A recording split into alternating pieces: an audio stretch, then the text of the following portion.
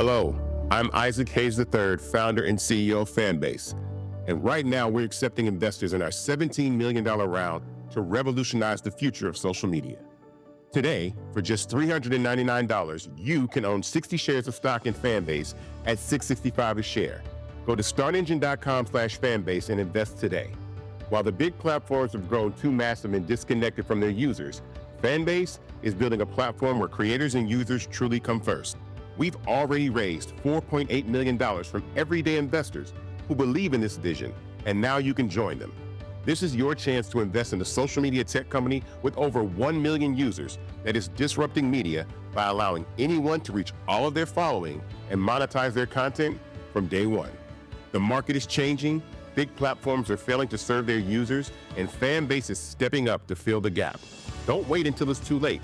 Invest now. Invest for yourself and your future. Go to startengine.com/fanbase and own the future of social media.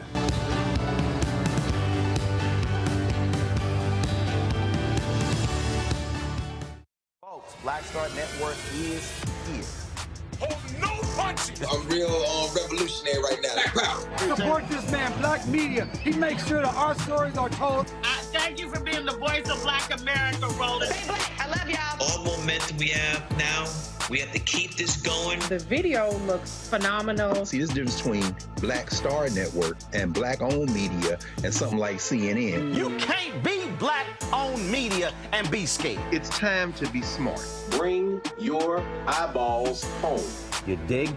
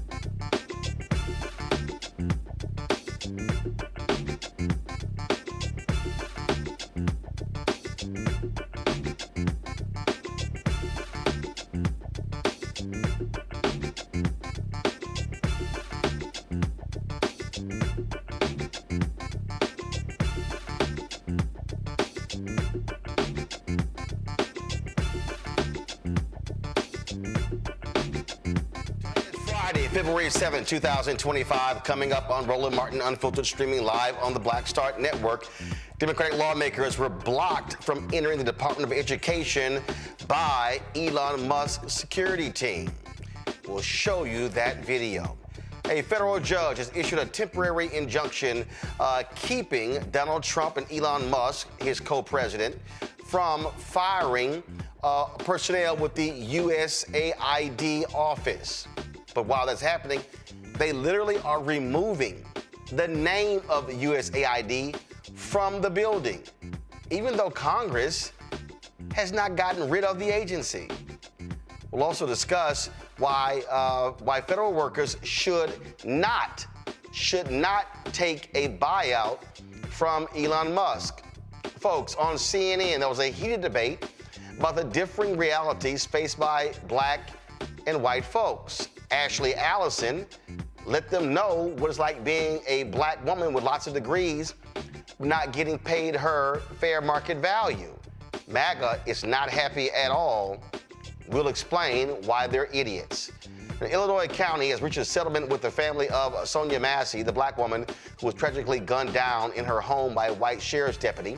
And we'll talk more about what is happening in this country and how regular, ordinary people are being impacted by these billionaire oligarchs who want to turn the federal government into a private enterprise. It's time to bring the funk. I'm Roland Martin Unfiltered on the Black Star Network. Let's go. He's got it. Whatever the miss, he's on it. Whatever it is, he's got the scoop, the fact, the find. And when it breaks, he's right on time and it's rolling. Best believe he's knowing. Putting it down from sports to news to politics. With entertainment just for kicks, he's rolling. It's on go, roll, y'all. It's Roland Martin, rolling with Roland now. He's funk, he's fresh, he's real, the best, you know he's Roland Martin now.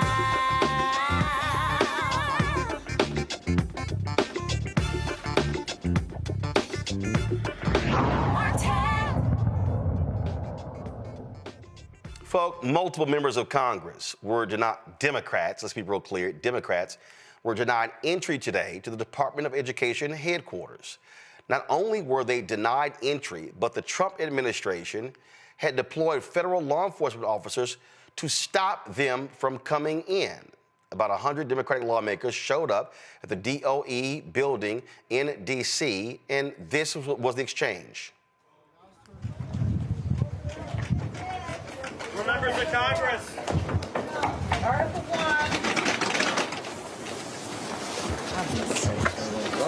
All right, yeah. Okay. We're coming in. We're coming in. We're coming in. Don't lock the door. We're coming in. Who are you? You're not coming in. Who are you? Who under whose Who are orders? you? Who are you? Who are you, sir? Do you have business here? Yes. I have sent the secretary. I've sent the assistant secretary a letter alerting her that we would be here today, and we've asked her for a meeting. Yeah, I don't know that that's been accepted. So until that's accepted, Who are you? And what do you do here? What do you do here? Security responsibility. Get out of the way. We pay for your job. We pay you. We're members of We pay you. We are here Nobody has accepted a meeting. of Congress. You are. We haven't heard that from the secretary. We haven't heard that from the spokesman. I'm relaying that. You are not the spokesman for the department. You are a security guard. Can you We're members of Congress. Where's your badge? Where's your badge? You don't have any identification. Where's your ID? Where's your ID? We are not. It's not good enough. We are not a threat to security. We're members of Congress, and we want to ask a question. We walk into the White House without having to go through magnetometers. Can we get someone? This is an outrage. This is an outrage. I'd like to speak with someone who works here. So what are you going to do? You're going to beat us up if we go in? I mean, you're going to, we want you to move out of the way. We're not steamrolling you. Get out of the way. This says all access entry. Stand aside, sir. We're This members says of all Congress. access entry. Please stand aside, sir. I'm not standing aside. Why not? Because my role is to make sure that. What authority do you have to block members of Congress from the oversight? We all have oversight responsibilities. By what authority can you deny members of Congress their oversight role? You don't have a business reason to be here. You do not have authority, sir. You do not have authority. Access entrance. There is no authority for you to deny members of Congress their oversight responsibility. We're the If you have an appointment and you're on a guest list, we will let you in.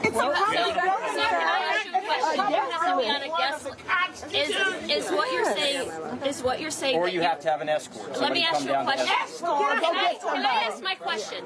Are you telling me today that you have to be on a guest list in order to come to the Department of Education? Either we are informed in advance if somebody's coming, or they You were informed. You were informed in advance. 94 members of Congress. take you where you're going. Sir, 94 members of Congress signed a letter asking the acting secretary for a meeting and to answer a simple question.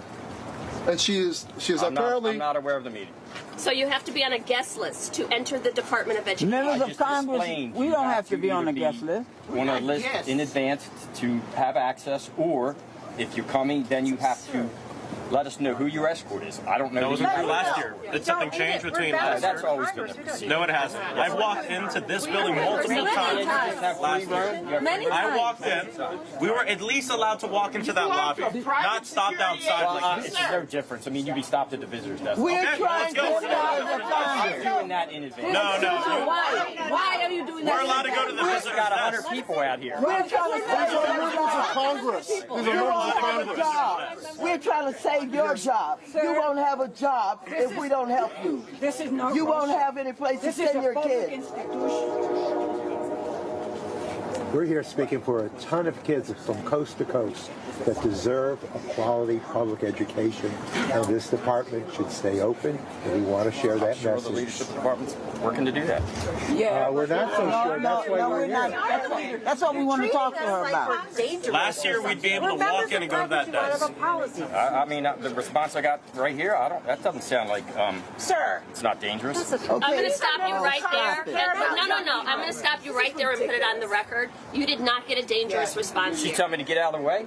You did not get a dangerous response here, so I'm not going to let you put that narrative out there. I'm not going to let you put that narrative out there. I'm going to tell you to your face that that's a lie. We are members of Congress, as she said. What I asked you is, do we need to be on a guest list to be in? Or somebody coming down to escort you. But there was no danger or threat to you. So let's just make sure that We are allowed to go to that desk there right was there. no danger to you. We are allowed to go to that desk right there. go get Like somebody I've done to multiple escort us. times in the past years. Go get We're allowed somebody go to that desk. escort us in. You know this The acting building. secretary, Denise Carter. Yeah, that's who we came to Or see. Get someone. chief of staff. No acceptable meeting. So what? I said there's not an acceptable meeting. Why are you not letting us Why can't we ask for one? I'm doing it. Why can't we go in and Why ask are you for doing it in one? advance? That's not a thing. I have not seen that. Why can't we go in and ask for one? Can you send somebody from the Department of Education here, not just a security guard? I've explained why you're not coming in. Well, are you prepared to stand here for 24 hours with us? Are you prepared to stand here all night if we decide to stay? I guess, yes. All right, well, you just stay right there. You just stay and stay. Why are you letting us go to that desk like we were able to do last year? He's not a U.S. employee. This is a public institution. bus hire you? So are you not aware of members of Congress who have responsibilities on? We're trying to save your job. He's not a federal employee. Just like I'm telling you. Can I see it? Show us your badge again, let's see. How do we know who you are? I don't know. I can't see it. Can we see your badge? I'm a federal employee. You're not showing us your badge. We're allowed to go to that visitor's desk like we have been allowed to do in past years. We are allowed to go to that visitor's Now they're desk. bringing Department of Homeland Security. They should come out. Absurd. They should come out. Yeah, let them come out. Let them come out. I know at a minimum, we have we are those allowed to too. go to that visitor's desk. We have one of those too, just like At you. a minimum. Why can't we get He does not have one of those. We have one of those. He ain't got one of those. We're members of Congress. Let us in. We'd like you to. We've always been allowed. Members of Congress. We want to have a meeting. Were you told to with the deny Allison members of Congress entrance into this building, sir? So there's no meeting. That's a good question. Were you told to Why did deny you call members the of Congress Department of into this Homeland building? Yeah. Security? This is absurd. Were you told to stand here? Yeah, were you told to deny members of Congress from entering this building? There's no business purpose to be here, so that's why.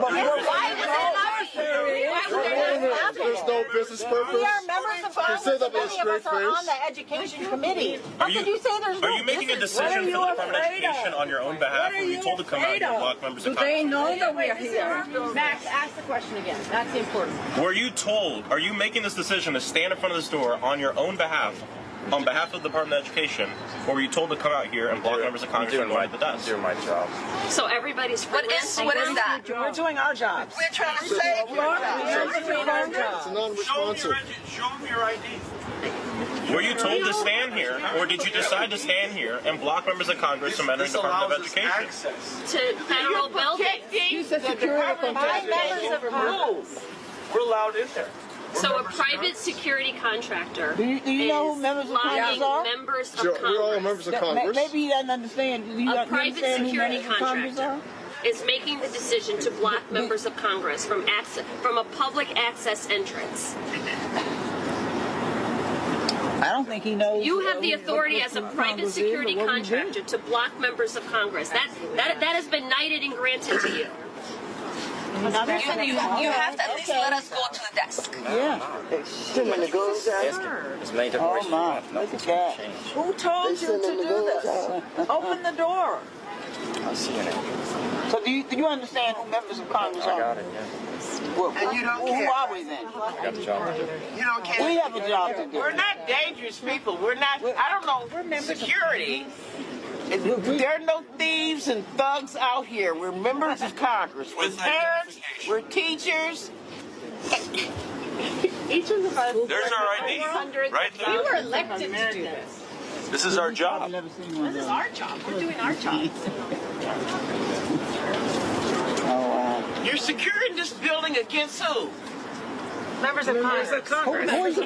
Who are you The people. protecting in Against there? members of the People's So House this who is the represent the beginning people. of full transparency of this administration. That's right. The administration that talked about they're going to open the doors to all of these things and show the American public what is going on. They won't even open the door to this building to Go to the members of visitor Congress. press. We are not posing any threat here. No, we are not dangerous people. We have not done won't even anything. let us We're talk to trying the to Department of request Education. a meeting, and they won't. They have a private security contractor who on his own is making decisions on behalf of the Department of Education. So Congressman Hayes, what you're saying is they allow billionaires and his minions to come in I don't to know this who building. he is. I don't know who he is, but I know who I am. And I'm a member of Congress with oversight responsibilities trying to request a meeting, and a private security contractor is not allowing me to enter the building. They allow billionaires to go in this building, but Congressman Maxwell Frost and Congresswoman Jan Schakowsky took to social media to let the public know exactly what was happening. Here is Congresswoman Schakowsky. I'm standing in front of the Department of Education, and a group of members of Congress want to go in to discuss any plans that the president or Elon Musk may have to diminish the rights of students.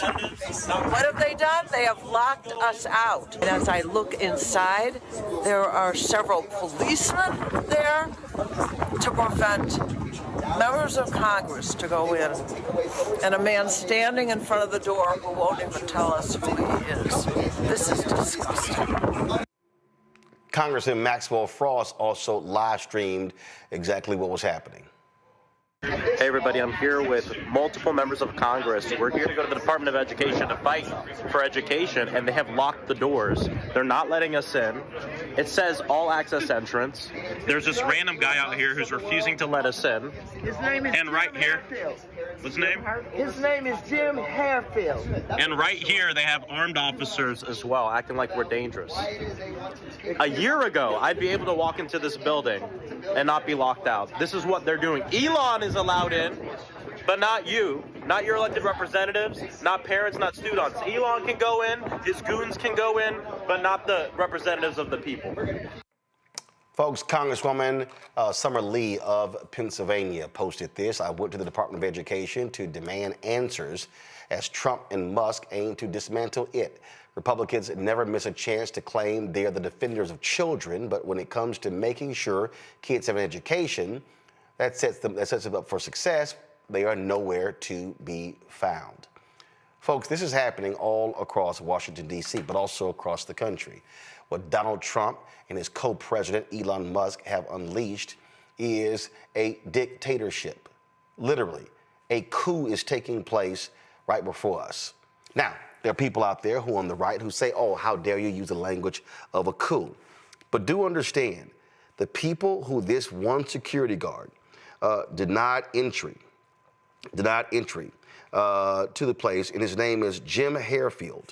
He is the Education Department's Deputy Assistant Secretary for the Office of Facilities and Logistics.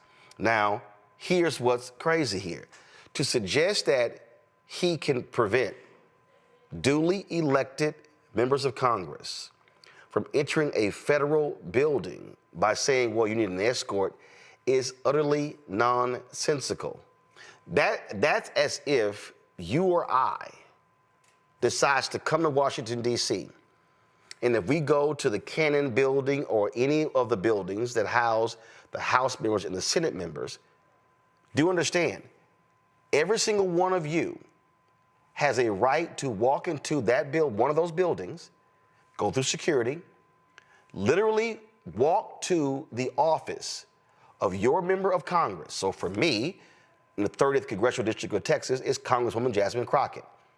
I, as a constituent, have the right to decide to go to that building where her office is, walk in, walk to her congressional office, walk up to the desk of the assistant and say, I would like to speak with my congresswoman.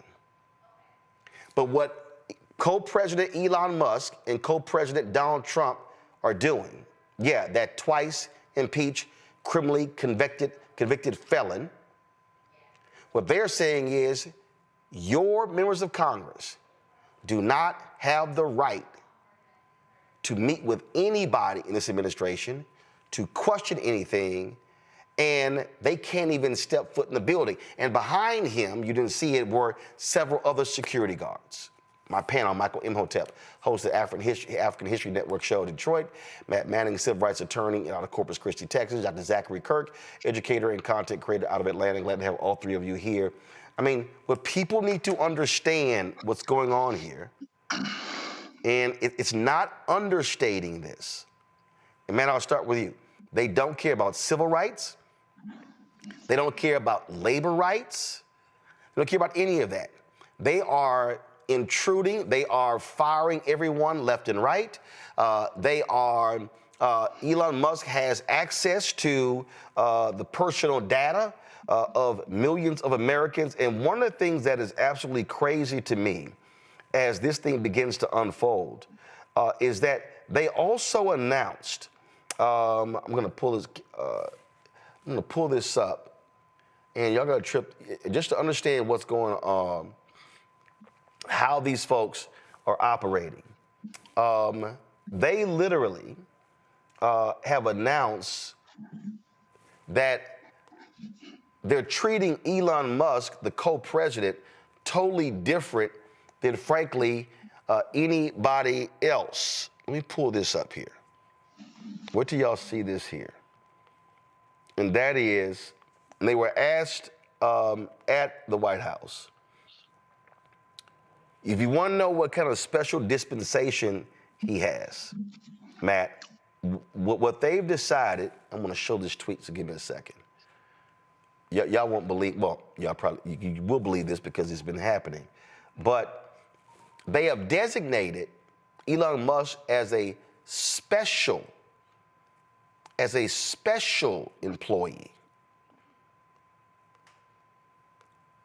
So he's listed as a White House official says Musk is an unpaid government employee who is not a commissioned, I'm going to pull up in a second, but who is not a commissioned, let's see if I can still try to get this up so y'all can see it. Give me 1 second. While I'm trying to connect it, I want to go ahead and read it. He is a special government employee who is not a commissioned officer. He will file a confidential financial disclosure report. So his financial disclosure report won't even be public. But if you're a federal worker, yours has to be public. But he's an unpaid special government employee, Matt. Yeah, and from what I understand, that means he's supposed to have, a certain period of time that he's allowed to do this job. I think it's 800 and some odd days is how it's customarily done. But, that's a subterfuge. Look, what we're seeing right now is we are seeing a continuing pushing of the boundaries and descent to authoritarianism. I mean, all that's really being asked right now is how much will the American people take before there's a real pushback, a real revolution? Because the idea that democratically elected members of Congress cannot get access to a public building is absurd. I mean, when I was in college, I worked on Capitol Hill in the Cannon building, just like what you were talking about, right? And what would happen? Constituents would come every day and go through security. They'd be vetted, and they'd go right to their public office. The fact that a dude in a polo is standing in front of these doors telling democratically elected people that they can't come into the building should be terrifying. But what's happening right now on Fox News is they're calling Maxine Waters and all of them unhinged and talking about how Trump and his policies have the Democrats scurrying, and they're spinning it to look like people we have elected to do our business are somehow doing something unhinged by trying to do that business. This is the tip of the iceberg. And frankly, the only question we should be asking ourselves is how much longer are we going to let this kind of thing happen before people are just forcing entry into buildings? I mean, frankly, like the idea that a dude in a polo can keep out elected Congress people is absurd. And it is proof positive of exactly the kind of thing that we go around the world saying we're trying to prevent through military action, right? All the time. We go around the world talking about anti-democratic action and why the United States is here to save the day. And in real time, we are watching that exact thing happen in the United States when Elon Musk and his cronies are given full access to data that otherwise people with high security clearances would have access to. This is, I mean, it's unprecedented, but it's terrifying, frankly. And Michael, we absolutely know, we know 100% that if Democrats had blocked the doors and prevented Republicans from being able to enter any government building, Fox News, Megyn Kelly, Ben Shapiro, all of them would be going absolutely crazy 24 hours a day, 7 days a week. And so those thugs at those media outlets, they don't give a damn either. They all are a part of the same fascist system. Absolutely, and that's why Donald Trump took so many people from Fox News, white nationalist TV, and put them in his administration, like Caroline Leavitt, White House press secretary, like Pete Hegseth, Secretary of Defense. But I have to, I disagree with you a little bit, Roland. These Republicans in the Trump administration, they do care about civil rights. That's why they are specifically targeting them and erasing them. That's why he rescinded Executive Order 11246 from President Lyndon Baines Johnson in 1965, which is called affirmative action. They are specifically targeting it. Now, when we look at what's going on with the Department of Education, he signs an executive order to shut down what was created by Congress.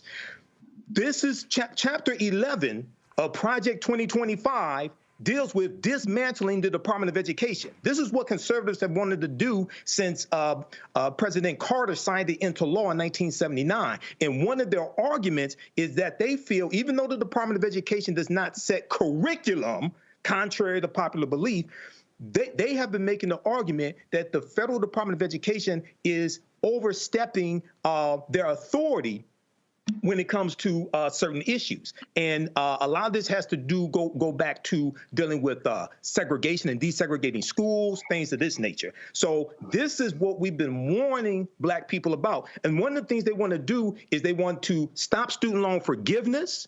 Okay, and you're going to see them going after funding for HBCUs as well. We know under Biden-Harris, we got $17 billion for HBCUs from 2021 to 2024. You're not going to see anything like that coming from the Trump administration. So this is what we were warning people about. And even though the president can't technically dismantle a department that Congress created, but with Elon Musk controlling the Treasury payments, $6 trillion in Treasury payments, what happens if they just cut off funding to the Department of Education and starve it? These people don't care about the law.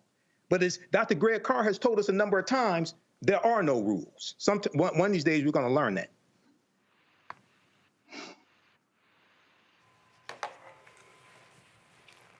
Zachary? There are no rules. I agree 110% with Michael. Because if there are rules, it would be clearly made known that Elon Musk is in violation of the Hatch Act. Even as a special advisor who is unpaid or whatever the position that they've created for this man may be, He is in violation of the Hatch Act when he is sitting here doing 2,000 tweets in one day, as he did yesterday, while still being a part of a governmental agency. Even with limited responsibility to the Hatch Act, he's in violation. So what we're seeing is indeed a takeover. Like Michael said, it's a complete coup where we have this oligarch and his being a part of a governmental agency. Even with limited responsibility to the Hatch Act, he's in violation. So what we're seeing is indeed a takeover. Like Michael said, it's a complete coup where we have this oligarch and his team, these multi-billionaires coming in, dictating the needs and the wants and what's best for the American people. And a president who is co-signed to do it because he wants to ensure that he never went to jail in the first place for the crimes that he committed. So therefore, he was able to let these people buy their way into positions of power that they should have never been given. Congress has the oversight authority to monitor what's happening in governmental agencies like the Department of Education. The fact that these elected leaders, elected by the people, were not given the opportunity to go into a building to oversee what's happening in that building, especially when they're being bombarded with calls from their constituents, is shocking. It's shocking. And I think we're seeing an absolute, what many people are saying, a constitutional crisis slowly beginning to unfold. Well, absolutely. Again, they don't care about oversight. They don't care about anyone checking them, and so their whole strategy is to completely do whatever they want, and they want people, getting caught up in the games of DEI and other stuff. And what they're trying to do, they're making unilateral decisions as it relates to what needs to get funded. And again, outside of Congress. A little bit later, we're going to talk to Ben Dixon because they're trying to float this idea of taking government buyouts. Y'all, they don't exist. They don't exist. Congress hasn't authorized it. We're going to talk about that a little bit later. So lots to unpack on today's show. So we're going to get more into it, folks. When we come back, jobs report came. Y'all missed Joe Biden, huh? We'll tell you what the numbers look like. You're watching Roland Martin Unfiltered right here on the Black Star Network. Don't forget, support the work that we do. Join our Bring the Funk fan club. The goal is to get 20,000 of our fans contributing on average $50 a year. It's $4.19 a month, 13 cents a day. If you want to give you a Cash App, use the Stripe app. This is the QR code right here. And so click Cash App for the payment. Send your check and money order to P.O. Box 57196, Washington, D.C., 20037 7-0196. PayPal is R Martin Unfiltered. Venmo is RM Unfiltered. Zelle, Roland at RolandSMartin.com. Roland at RolandMartinUnfiltered.com. We'll be right back. What's up, y'all? Look, Fanbase is more than a platform. It's a movement to empower creators, offering a unique opportunity for everyday people to invest in Black-owned tech, infrastructure, and help shape the future of social media. Investing in technology is essential for creating long-term wealth and influence in the digital age. The Black community must not only consume tech, we must own it. Discover how equity crowdfunding can serve as a powerful tool for funding Black businesses, allowing entrepreneurs to raise capital directly through their community through the Jobs Act.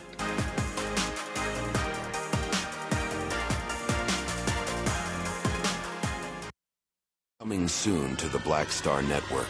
But y'all, when you're on that stage, or when you're and you're seeing 2 and 3, 4 generations in the audience, that's got to speak to you about the power of what y'all have become. Oh, most definitely. I think we were doing our show before our break, and remember, I was watching this kid. I could not take my eyes off him because he was about 9 or so. He was sitting in the front row with his, over on the right hand side. Yes.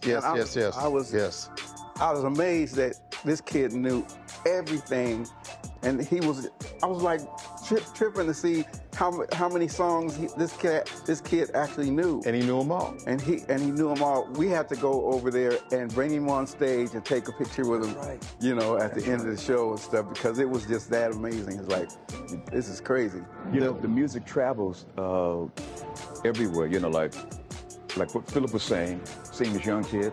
Then you hear our songs on commercials, cold commercials. Then you have the younger ones that hear our music in animation.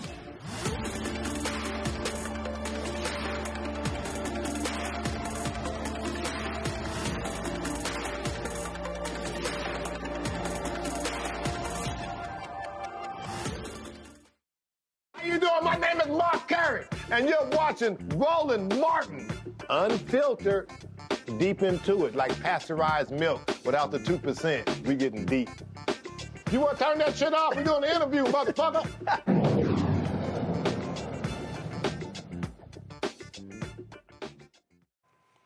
The downsizing of the U.S. Agency for International Development is currently on hold. U.S. District Judge Carl Nichols has halted the plan to reduce the workforce from more than 5,000 employees to just a few hundred. Earlier this week, about 10,000 USAID employees, excluding essential personnel, were notified that they would be placed on administrative leave starting at the end of Friday.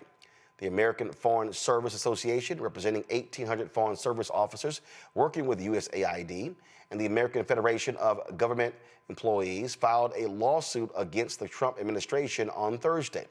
The legal action came after the administration announced that thousands of USAID employees will be placed on administrative leave beginning at 11:59 p.m. on Friday as part of a broader initiative by Donald Trump and tech billionaire co-president Elon Musk, Department of Government Efficiency, which actually doesn't even exist, not a real department, to reshape the federal government.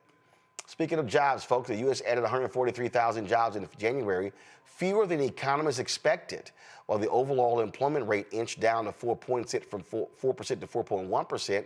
The black unemployment rate rose to 6.2%. For black men, it jumped to 6.9%.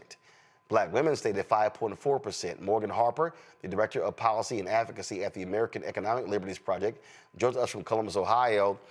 And Morgan, I'm sure those black men who were just trumpeting Trump, I wonder what they got to say now.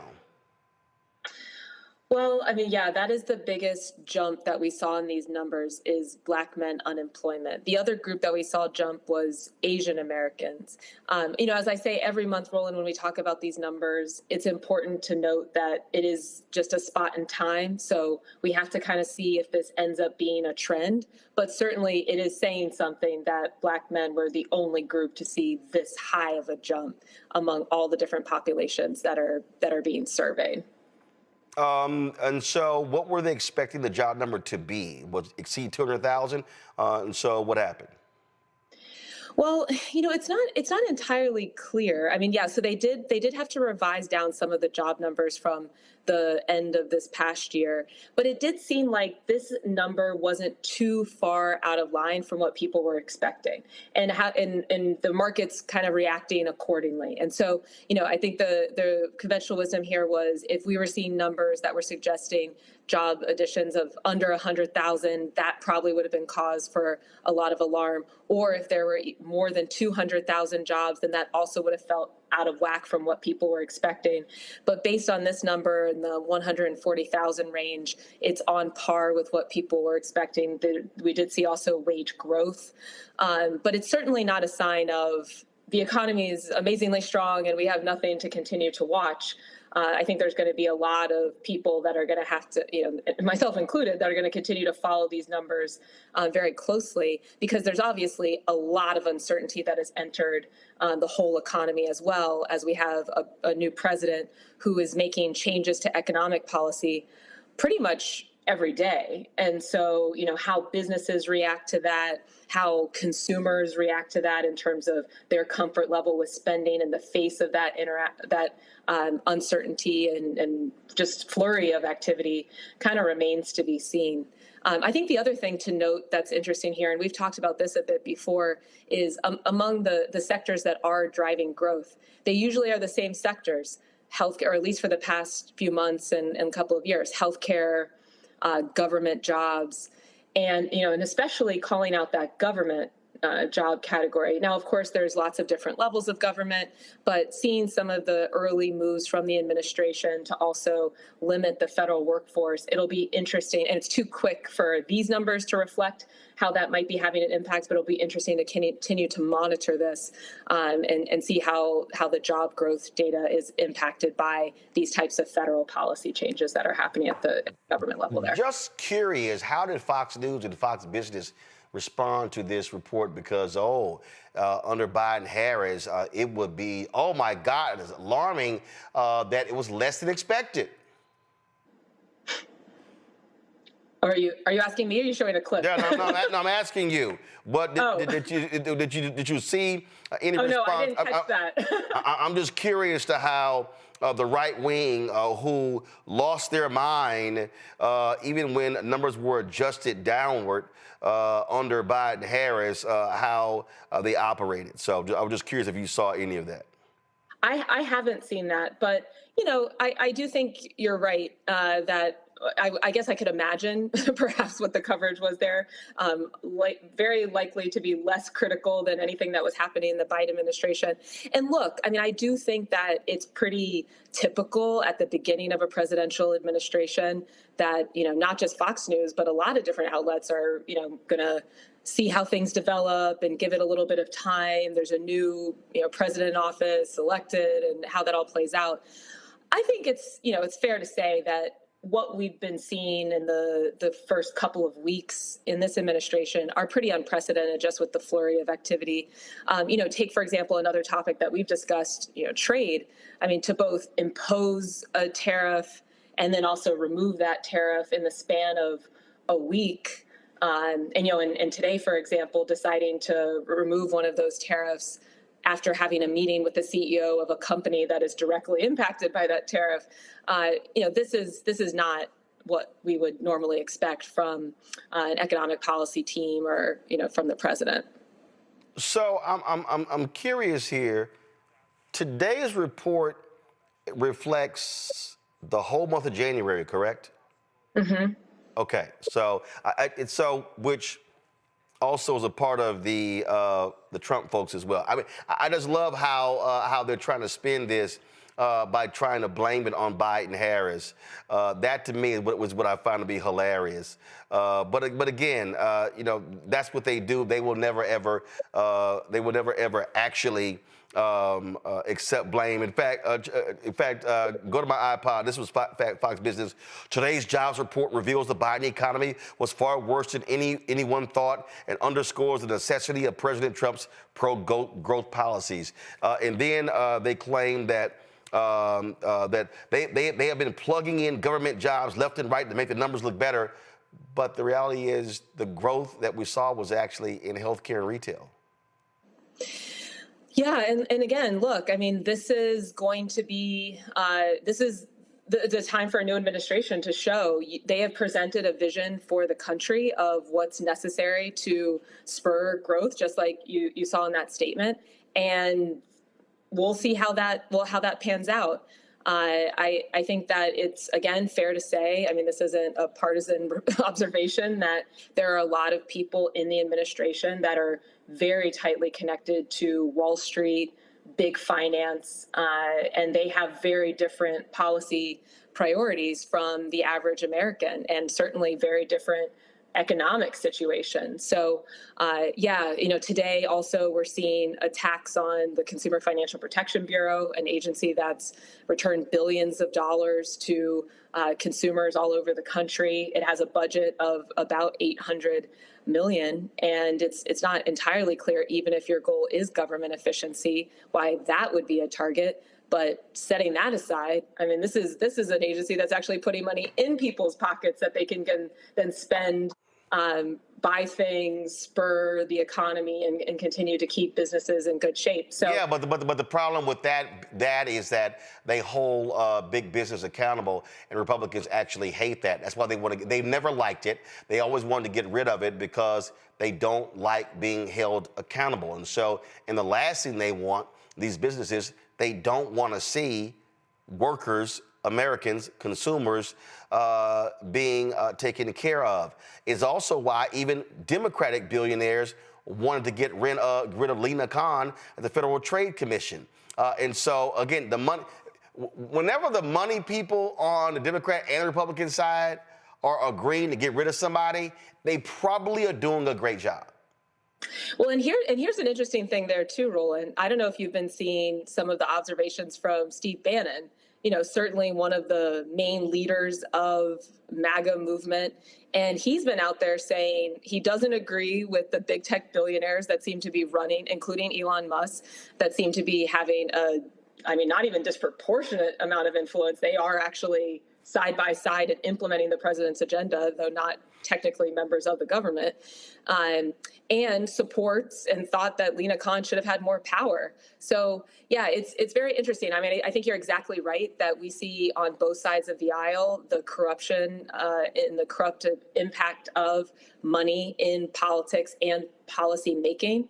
But then we're also starting to see these splinters where a lot of different types of folks are starting to call out some of this influence and actually supporting holding some of these large businesses accountable that have been profiting enormously at the expense of the average worker, business owner, and a lot of communities. And ultimately now we're seeing the effects on democracy too. To that particular point, I want to play for you. I'd never ever play anything from Steve Bannon, but I want to play for you so people can understand what you were just talking about. Listen to this here.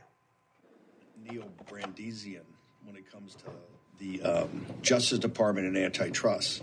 I think Lina Khan should have been given more power, should have been able to do more things. I think there's obviously a big problem. I think a big problem in Silicon Valley with, these are monopolistic powers that have gone from kind of market control and profits to really digital platforms and rent seekers. And so I'm a huge believer in that. Also a believer on taxes. The taxes are going to happen unless we can close the... Now he's saying that, so what he's laying out there, because he says that he's a true populist as opposed to conservative, Republican, and what's happening is these tech folk, what they're really doing is they are desperately trying to turn the federal government into private, like a privately run company. And so when you listen to their language, when you listen to them lay out things that need to be done, this is the concern. And so, and what they're trying to do is in many ways different from even what some Wall Street folks do. And so it's very interesting when you listen to it. And I received a, give me 1 second, I'm gonna pull it up. As a matter of fact, I'm gonna send this to you, Morgan, because I think you're gonna really enjoy this. There was a document that I received that sort of explained this, that I thought was really, really interesting and compelling. Give me 1 second.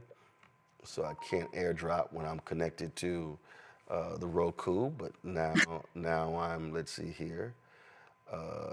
Let's see, where is it? Let me see the document. And so, give me 1 second. Almost there. So this is what I'm seeing, is that what we're seeing is what is called a private takeover of government. And it says the report outlines a troubling shift happening in the U.S. government where Elon Musk and his allies are consolidating power over critical federal agencies and infrastructure. What started as an effort to make government more efficient has turned into something bigger, much bigger, a private takeover of key government functions. And so it lays out, what's going on. But this is the key right here. Unvetted, inexperienced hires under 25 years old have been given control over key government functions through DOGE. Many of them come from Silicon Valley neo-reactionary movement, a radical ideology that opposes democracy and supports a tech CEO-run government. We're going to hear a lot more about that neo-reactionary movement. And that's really, I think, what jumps out here that we have to be paying attention to. And folks like Peter Thiel and others, they are so hell-bent on Bitcoin and crypto because they want to impact it. They want, frankly, they don't want the supremacy of the American dollar. So these folks are not the same, and I know it may sound crazy, as traditional Wall Street folks. I think that's right. But so there's a lot to unpack. And so I don't know how much we're going to do on that today. But I think the point that these guys are a different breed than your run-of-the-mill Republican is absolutely right. How do we know? Steve Bannon, who is certainly has identified as a conservative for his entire life, I believe, is calling them out as a major problem for the security of the United States. That tells us something. The fact that we saw so many of the tech billionaires at the Trump inauguration front and center is a pretty strong indication of their influence over our government. Elon Musk giving $250 million to 300. Okay. $300 million to Trump's campaign, and pretty much, a pay-for-play situation here at exercising this type of influence. And he clearly has a lot of personal interest. Why is he not a part of the government? Well, if you're not a part of the government, then you continue to run your businesses. He has a lot of personal interest in getting contracts from the government, particularly in the defense space, not just him, but also people who are very closely connected to him. For example, in Ohio, our state government is giving a contract to a drone defense company, the owner of which is close friends with Elon Musk and also the brother-in-law of Matt Gaetz. So, there's a tangled web that has been woven that we all need to be paying attention to and start to understand the different strands of, because this is a major, major threat. The only thing and this is where I would think probably a whole different conversation is on the dollar and how much it has served us to have the dollar be considered the reserve currency for the entire globe. That does have impacts on things like inequality, but that's probably a whole nother conversation. The only thing I would also add, just in terms of political observations on this whole thing, is, it is a little tricky. I mean, a lot of people who did vote for Donald Trump, and, though the mandate, so to speak, is perhaps not as strong as he and his supporters would have us believe, it is people who voted with this idea that he was very open about wanting to trim the government and make the government more efficient. So I think that's where it's going to be very hard for people to follow, well, is it this more efficient that we're getting rid of certain agencies like the CFPB? Is that duplicative? But we have to stay really focused on what are each of these agencies doing? Who is afraid of them? Who is not on the side of wanting to have someone that's going to look out for consumers and make sure that medical debt isn't ruining their finances, for example? That's what the CFPB was doing. If you're against that, then you're pro healthcare and Wall Street billionaires.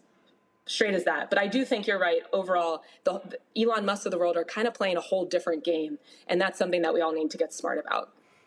Well, absolutely. Very quickly. And listen, it is about consolidating power, and it's about them, again, being in control. It's how they want to use AI, and they want to cut everybody except themselves. Yeah. I mean, I do think that there is look, I'm not saying that there's no one that's in the administration who genuinely wants to make government more efficient.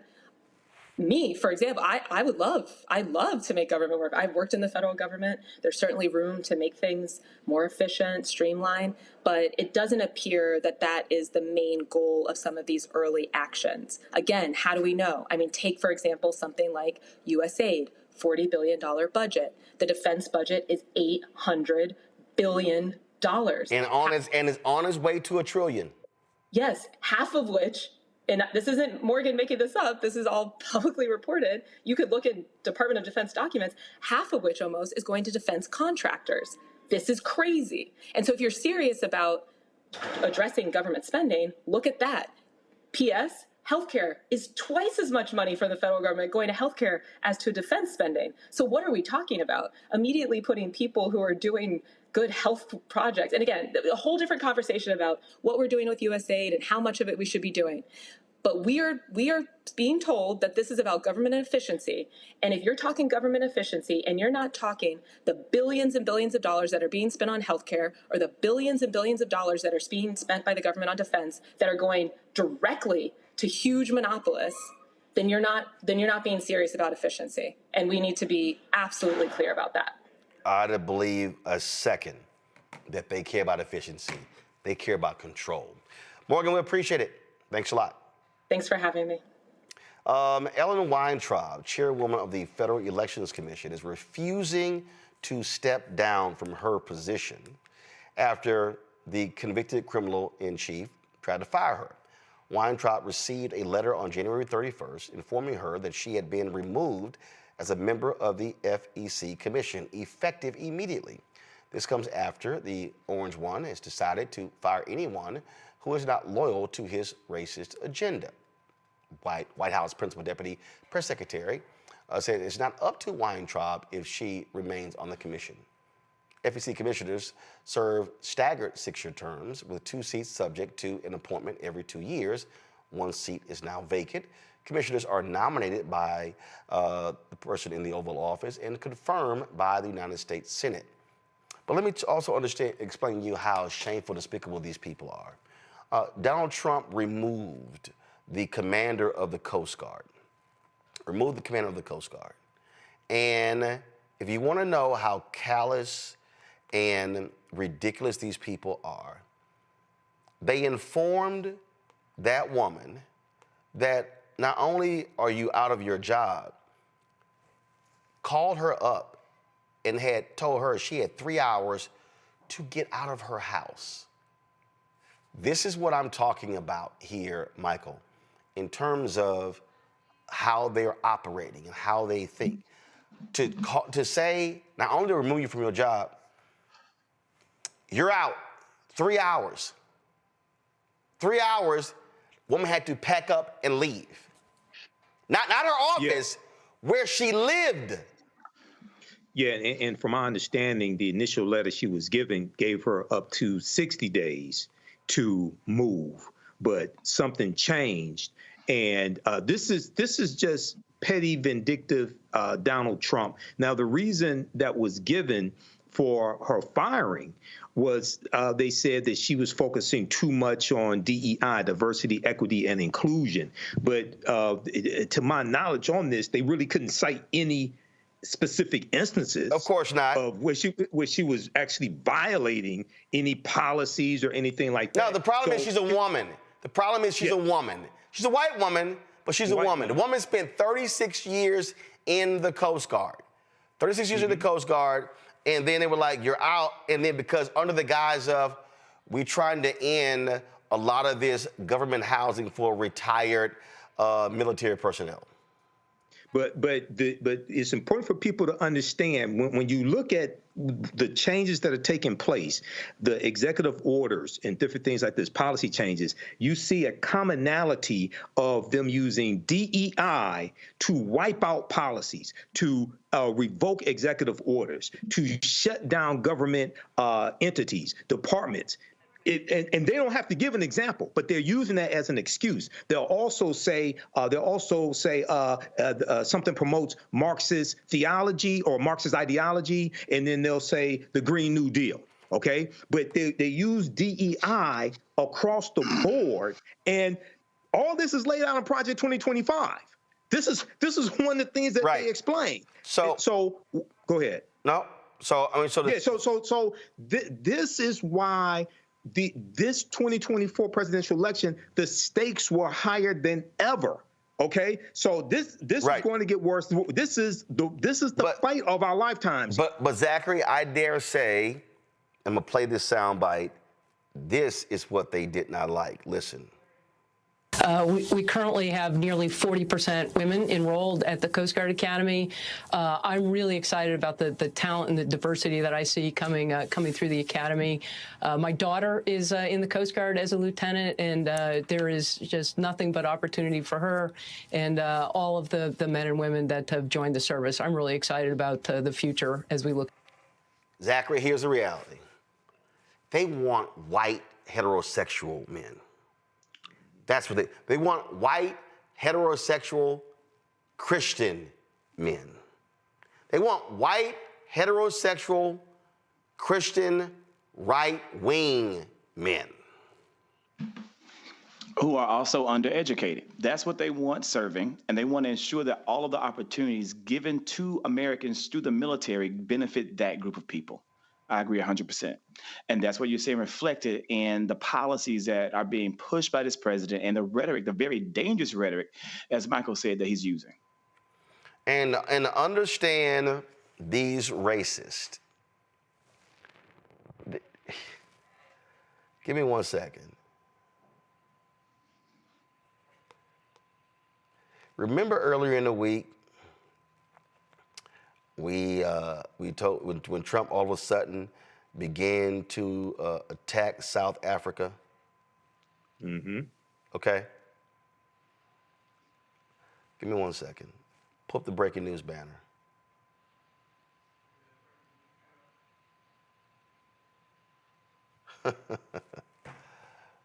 I'll tell you what this white supremacist is doing, y'all. This white supremacist has now signed executive order, signed sanctions against South Africa for their recent land seizure bill. He's ordering all aid to South Africa be halted, and he's ordering federal agencies to prioritize humanitarian relief and admission to the United States for Afrikaner refugees.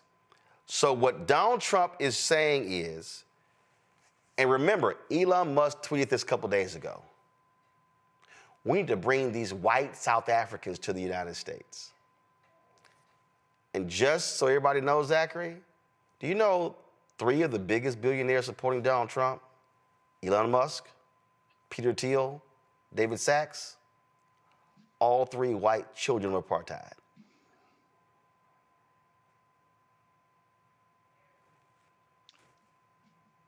That's shocking that in the same week that our president and our government decided to deny continuing to fund humanitarian aid and relief to the people of Gaza, a land that he got on a national stage and said that he wanted to take over to further colonize. He is now also saying that he wants to give financial recompensation to Afrikaners in South Africa. This is what it says, Matt. The United States cannot support the government of South Africa's commission of rights violations in its country or its undermining United States foreign policy, which poses national security threats to our nation, our allies, our African partners, and our interest. Huh?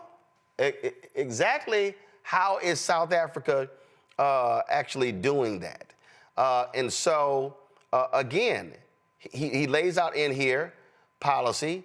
It is the policy of the United States that as long as South Africa continues these unjust and immoral practices that harm our nation, whoa, I'm sorry. How does South Africa's land law harm us? The United States shall not provide aid or assistance to South Africa, and the United States shall promote the resettlement of Afrikaner refugees escaping government-sponsored race-based discrimination, including racially discriminatory property confiscation. Y'all, remember when he was trashing the Haitian immigrants? What he's saying is, hey, all of you white people from South Africa, welcome home to the United States, Matt. How are 334 million people being held hostage by 2 dudes? That's what's happening right now. Like, seriously, how does South Africa's land law affect us at all? Beyond that, if the 3 billionaires supporting you are all South African, why are we surprised by that? Like, I don't understand this. I do not understand this, because if this happened on a much smaller level, the response to this would be overwhelming and would be violent. Let's be honest. If 2 dudes came onto a block and tried to tell the people who live there how they were going to live, they would get forced off. And I understand he's the elected president of the United States, but I cannot understand this. How are we sitting here trying to apply rationalization to the patently irrational? What is the response beyond revolution? I don't understand it. Like, seriously, what do we do? Because it does not make sense to me that 2 people are holding an entire country hostage in a country that purports to have a history of standing up against tyrants. This is patent tyranny. I mean, I don't understand what we do beyond taking different action, because I don't understand how we're at this point, and I don't understand how we're all allowing it to continually being pushed out, the bounds, right? That's why all these executive orders are coming out. It's all about testing the law and seeing how far you can go, and the courts are not going to respond quickly enough. I don't understand like how this is happening and how we're watching it happen in real time, and we're not responding differently. First of all, it's happening, and this is for all of you folks, FBA, B1 or not, who sat here and said, oh, y'all are shills, y'all are all in the pocket of the Democrats, y'all are all covering up. And so, oh, he's going to make America great again. And so what happens? Casey loses in Pennsylvania. Sherrod Brown loses in Ohio. Okay? That's 2 seats right there. Then you have the other losses. So the Democrats lost the Senate. You had political gerrymandering in North Carolina. Those 3 seats in North Carolina, that's how Republicans have the majority in the House. And so you have no lever of government that can actually hold them accountable. Because the Republicans, they ain't saying nothing. And they're not going to say anything. No, they're encouraging it. Yes, they're not going to say a word. Yeah, and many of them are cowards. Many of them are afraid of Donald Trump. They're afraid of the 1,500 domestic terrorists that Donald Trump gave a pardon to and released. But let me just tie a few threads together. This makes perfect sense. The reason why, if you go back, I think it was 2018 when Donald Trump was president before. He wanted white folks to come in. He said, why are we having people come from S-hole countries like Haiti and things like this? He said, why can't we have more people come from countries like Norway? Okay. He wanted to increase the numbers of white immigrants coming to this country. He talked about in October 2024, I think it was, he put out a video. This is leading up to the November election. He put out a video saying that he would give reparations in this country to white people that were harmed when it came to discriminatory practices in the United States. Okay. When he was president before, he accused South Africa of taking land from the white South Afrikaners. At the same time, this is the same accusation he's making against Cyril Ramaphosa, the president of South Africa. He just made that accusation a few days ago, and Ramaphosa said we're not doing that. So he doesn't need evidence. He just puts the lie out and then puts this out. And after they cut USAID, after they shut down USAID, okay, and for those who say we shouldn't give humanitarian aid to other countries, that's less than 1% of federal spending. Okay, that's only about $40 billion. Federal spending, annual federal spending is $6 trillion for those that don't understand math. USAID was instrumental in dismantling apartheid in South Africa. Now you got this white supremacist, at one point, illegal immigrant, according to his brother, Elon Musk. And now many people think Elon Musk is the real president. Now they put sanctions on South Africa and they want to bring white South Africans here. This makes perfect sense. And if I wish Dr. Greg Carl was on this show right now, he'll give a whole dissertation. This is the white nationalism, not white nationalism and Christian white nationalism. This is a white supremacist wet dream come true. This makes perfect sense. But again, Zachary, numerous times I laid out on this show. I'm sorry,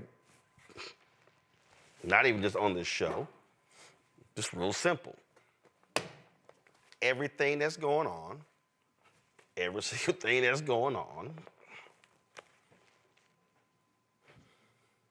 There it is. I laid out right here. I tried to explain it to people. First of all, in 2009, when I was waiting to go on CNN with John Avlon, I laid out in the book, John and I were talking, and I said, John, I want you to understand something. We're living in the beginning stages of white minority resistance. He was like, the same John Avlon who's now in Congress. He's like, Roland, what do you mean? I said, well, white America, even though they represent a majority of the country, at that time, I think the number was 63, 67, I forgot what it was. I said to him, I said, they are about to lose their minds. I said, they are about to show their true colors. They are about to go crazy because they cannot handle 2043 when America is going to become a nation that's majority people of color. And I said, you are about to see the reaction. For the last 16 years, that's what we've seen. Great replacement theory. Elon Musk is constantly tweeting about birthing rates and how America has low birth rates and how white European countries, they're not having enough children because they are freaking out that it's too many black people and Latinos. We can't have this. Germany, exact same thing. Angry with African immigrants. But Germany is losing population. Italy, losing population. These Western nations, and folks, there's a direct correlation to them swinging to the right wing in the face of this because they're trying to protect whiteness. And when Donald Trump last time called African nations shithole countries, and when he kept attacking Haitians and nations of, and actually said, oh, I forgot, was it Denmark or something? Can't we get people from like Denmark or whatever, one of those really white countries, Finland or whatever? No way. That's what he said. That's what he said. So this, oh, the Afrikaners, oh my God, they're facing so much discrimination, despite the fact that they got the land because of discrimination against the overwhelmingly black country. Mm-hmm. This executive order by Donald Trump is about protecting whiteness. Go to it. It's about protecting whiteness. And the person who, y'all know that boy, I don't know nothing about this. The person who is driving this is the child of apartheid, the man who became of age in the racist apartheid system in South Africa, Elon Musk. And what federal agency played a huge role in ending the racist apartheid system in South Africa? USAID. Y'all, we told y'all about this. We told y'all what these white supremacists were trying to do. We kept saying it, but way too many folk, nah, we gonna pick the couch. Nah, we gonna sit this one out. We gonna teach y'all a lesson. Really? Really?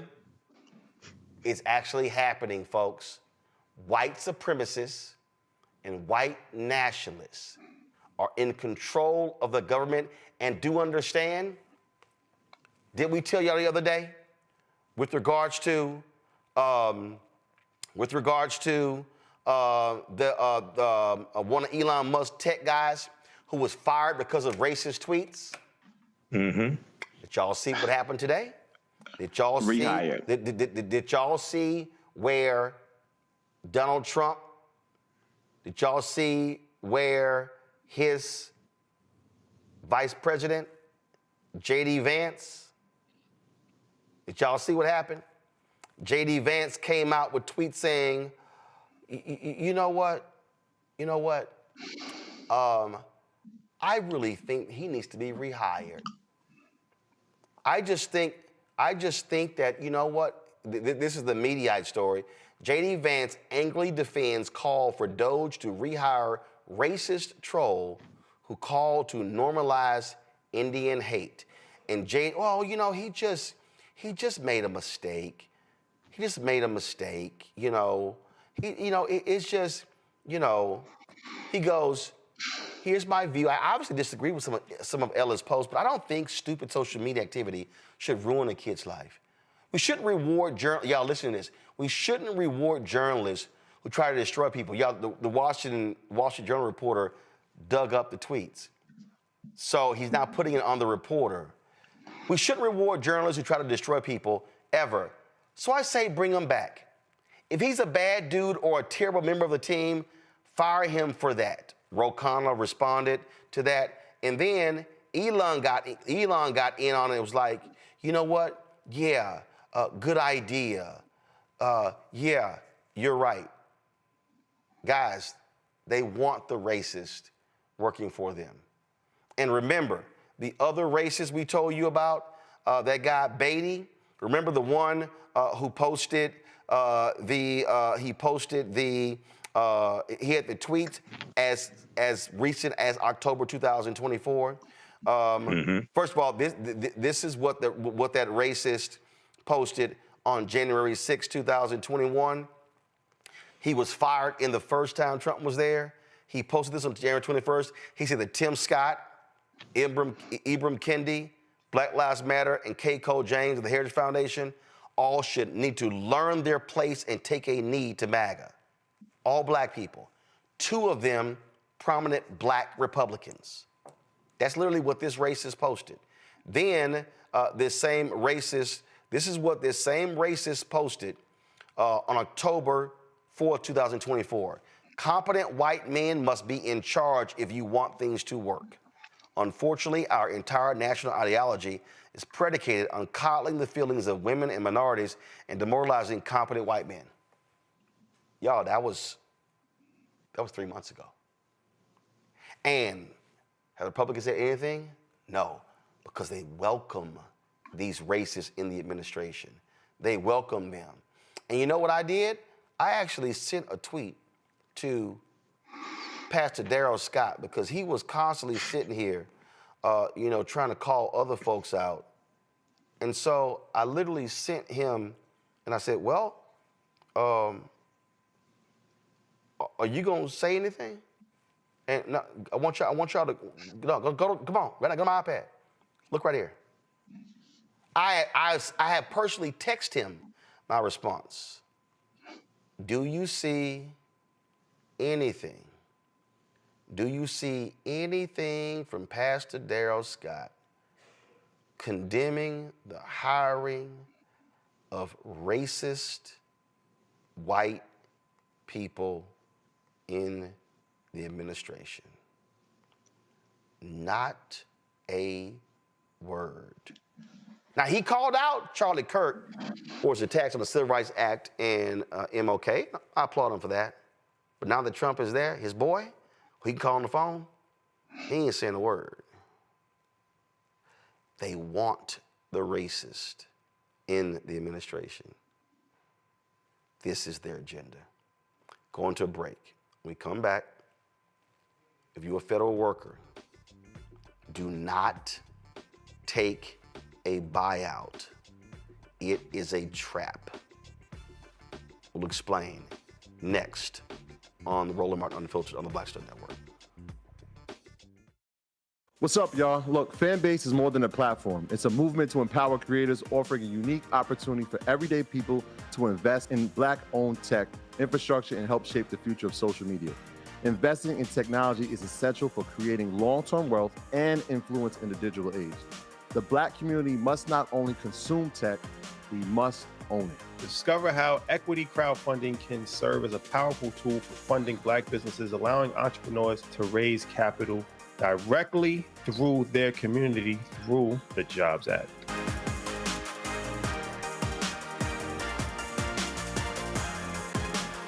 Now that Roland Martin is willing to give me the blueprint, hey, Cyrus, I need to go to Tyler Perry and get another blueprint because I need some green money. The only way I can do what I'm doing, I need to make some money. So you'll see me working with Roland. Matter of fact, it's the Roland Martin and Cheryl Underwood Show. Well, should it be the Cheryl Underwood Show and the Roland Martin Show? Well, whatever show it's going to be, it's going to be good.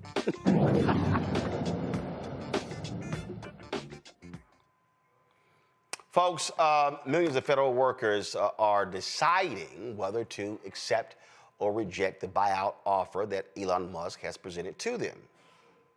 Critics say the offer is a bad deal because the criminal-in-chief, Donald Trump, is not authorized to make that kind of deal. Remember, Congress must approve something like that. Ben Dixon is a pastor, political commentator, author of God is Not a Republican, joining me now from Atlanta. Ben, this is real simple. So y'all have this campaign that y'all are focused on, pull the graphic up, Ben's graphic, y'all. No, that's the book. So we were late showing the book, y'all. Show me the graphic. They're promoting, they're circulating for people not to actually sign this. Do y'all have it?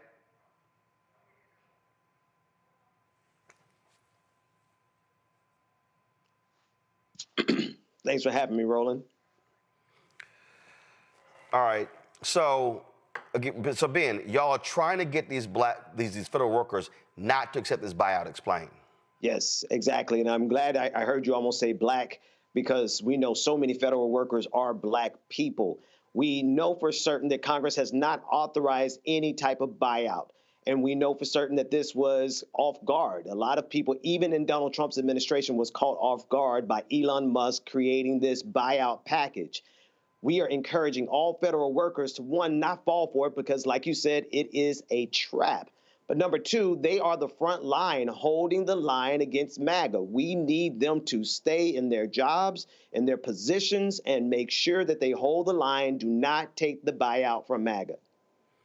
Have you communicated with some? Because I saw one report earlier this week that an estimated 20,000 federal workers had actually accepted the buyout. I was talking. It's interesting. I saw this tweet. I brought it up yesterday from the right-wing radio person, Buck Sexton, and he was like, "Well, it tells you these people won't accept the buyout because they want to keep these cushy federal jobs." And my response was, "No, idiot. It's because the buyout is not real. It's fake. It's fraudulent." This is the graphic. I just pulled it up myself. This is the graphic right here, Ben. Y'all pushing out. Federal workers do not resign. Do not resign. America needs you. Resist from within. Document everything. Demand excellence. MAGA will fail. But the most important thing, and spread the word, no MAGA buyout. But again, it's illegal. The federal, there's nothing there. There's nothing there. Congress, actually, it starts in the House. Congress appropriates money. There is nothing there in the federal budget that says, yeah, we're going to pay these buyouts. That's right. That's right. So it's smoke and mirrors, and it's to create a momentum. They're trying to create a momentum so that federal workers will quit on their own. They understand that they don't have the power. They have to go through the bureaucracy. They have to go through red tape to try to fire any of these individuals. And so they're trying to entice them to quit. But like you said, it's a trap. There's no congressional approval for this. This is Elon Musk talking out the side of his neck, trying to run a fast one on you. Federal workers do not resign. And if you know a federal worker, if you know somebody who knows somebody who knows somebody who's a federal worker, please spread the word. Do not resign.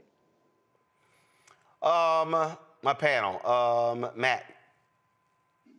So, Pastor, what happens if people don't take these resignations or this buyout, and the administration says you got to go, and people just decide not to leave?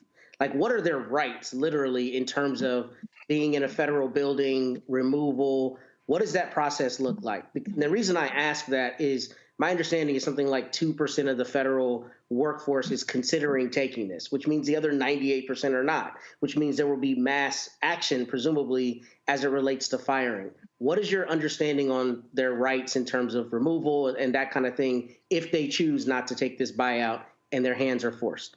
Well, thankfully, many federal workers are unionized, and many of the unions are speaking out right now, letting it be known that they are collectively denying and refusing to even consider this buyout. And so their first line of defense will be their unions, their union attorneys, those individuals who know how to file a wrongful termination suit. That's their next line of defense, to make sure you have your lawyers as much as you can get them, if you have them, to represent you immediately if you're fired. But while you're there, most importantly, we need you to document everything, because we expect a functioning government with MAGA, just like we did underneath Joe Biden. And so federal workers can document the incompetence that we know comes with MAGA.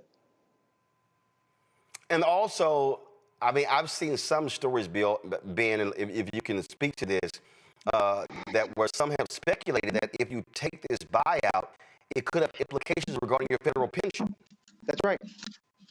No, absolutely right. The part of the buyout, again, this is something crafted by Elon Musk. So you have to think that this is something that comes from the corporate sector. And hold on, before you say, and it's literally the exact same language. He took it from what he did at Twitter. So they just copy and paste it. Right. He copied and pasted the fork in the road email headline. Right. And so this is him letting everyone know that it is Elon Musk. He is trying to show how big his ego is and how much power he has. He did not consult with any of the department heads, any of the cabinet members. He made this move. It was disruptive even to MAGA, if you can, imagine that. He superseded the disruption of MAGA. And to what end? To lie to people, to try to entice you to quit. That's how they win. Workers, federal workers, please, for the love of everything, hold the line, do not resign. Zachary. One thing that I think is my question, right, as someone who does content creation, how can we get the word out on a broader scale to ensure that the federal workers know that, one, this probably is a violation of the Anti-Deficiency Act, and that the max you can get anyway from the government would be $25,000, so this would exceed that for many of these employees. How do we get the word out so that they know to stay and just toe the line? No, absolutely. We have to get the word out one by one. We can't, there's no platform big enough that's going to come in and save us. So we need every content creator, every person in a text thread with your family, even some folks you haven't talked to in a while, anyone that you know from high school or college or your church that might be a federal worker. We need to reach them as individuals. We need everyone to do their part. The other thing is, I'm honestly, as I'm looking at the live audience with Brother Roland tonight, we need everyone in the live audience to go and recruit 5 more people to come and sit and listen to the wealth of knowledge that's happening here. It doesn't matter how much content we create if we don't get eyes on that content. So we need to get 100,000 Black folks watching Roland Martin every night. That's how we get the word out. Michael. Pastor Ben Dixon, can you talk about exactly what a civil service employee is and how that differs from an appointee? Yes. And how does this play into this whole buyout? How does this play into Schedule F employees, which is part of Project 2025, and eliminating about 50,000 at least employees and replacing them with Trump loyalists? Absolutely. Thank you so much for that very important question, because civil employees, civil workers are actually advanced based on merit, test taking, qualifying, expertise, they go through the mill. Any federal worker would tell you they worked and gave their life, everything they could to get to the position that they are in, versus MAGA, a bunch of incompetent, cave-dwelling troglodytes who don't believe in science, who don't believe in truth. They don't believe in anything but servitude to Donald Trump. We guarantee, we know without a shadow of a doubt, if these federal workers resign, they will be replaced by people who are incompetent, incapable, and ideologues. All right, thank you. Matt. One more question, Pastor Ben. So my understanding is under President Clinton, there was some version of federal workers being asked to leave. I don't know all the contours of that, but if you would please let us know, is there any precedent for this? And if so, how was it done legally there so we can contrast to what we're seeing, the illegal, actions going on now? Not at this scale and not in this magnitude in terms of who's doing it. Elon Musk, the request goes against most of the policy, which requires a 30-day notice in any case with federal workers. That's the baseline, not to mention whatever the unions have. On top of that, there are layers to this being done. However, if they could just get everyone to quit, then they don't have to go through those layers. And so how would it absolutely look? I mean, actually, one second. I actually have the answer here. So a fact check was done on this here. And go to my iPad. Did Clinton set the precedent for mass federal workers? Trump fans say his plan for federal worker buyouts is not new. In the early 1990s, Bill Clinton signed. See, I want y'all to hear this. This is the operative phrase. Bill Clinton signed an act allowing $25,000 buyouts for federal workers. That was passed by Congress. And that's right here. Under Clinton, the government offered mass buyouts. But there's a key difference with what's happening under Donald Trump. A bipartisan Congress overwhelmingly approved Clinton's program following months of review. That's the difference. There it is. That's the difference, because this is being headed up by Elon Musk. He has taken his prerogative, he's taken his ego, his pride, and his platform, and has decided that this is what the United States of America is going to do, as opposed to Congress passing legislation. All right, then. Again, folks, we want you to is the graphic on all your pages, and I'll put on my Instagram page. Yes, it's across all of social media at this point. We need just everyone to get this image, send it to people in real life that you know, call, text them. Federal workers do not resign. Absolutely, because again, if you voluntarily take the buyout, you're also putting in jeopardy your legal status. So and I'm sure Matt, being a lawyer, will tell anybody, you want to protect every legal opportunity that you have. You don't want to take that buyout. Don't even get near it. And I need people to understand. I know Christopher Wray and these other people, they resign. Y'all, I'm just going to tell y'all this here. When I worked at a radio station, KRLD in Dallas, Jack Hines was a news director, and so Jack wanted me to resign. Hell no, I ain't resigning. So somebody came to me and said, Roland, I don't understand. I mean, they're trying to force you out. I said, you never quit because you can't file for unemployment insurance. That's right.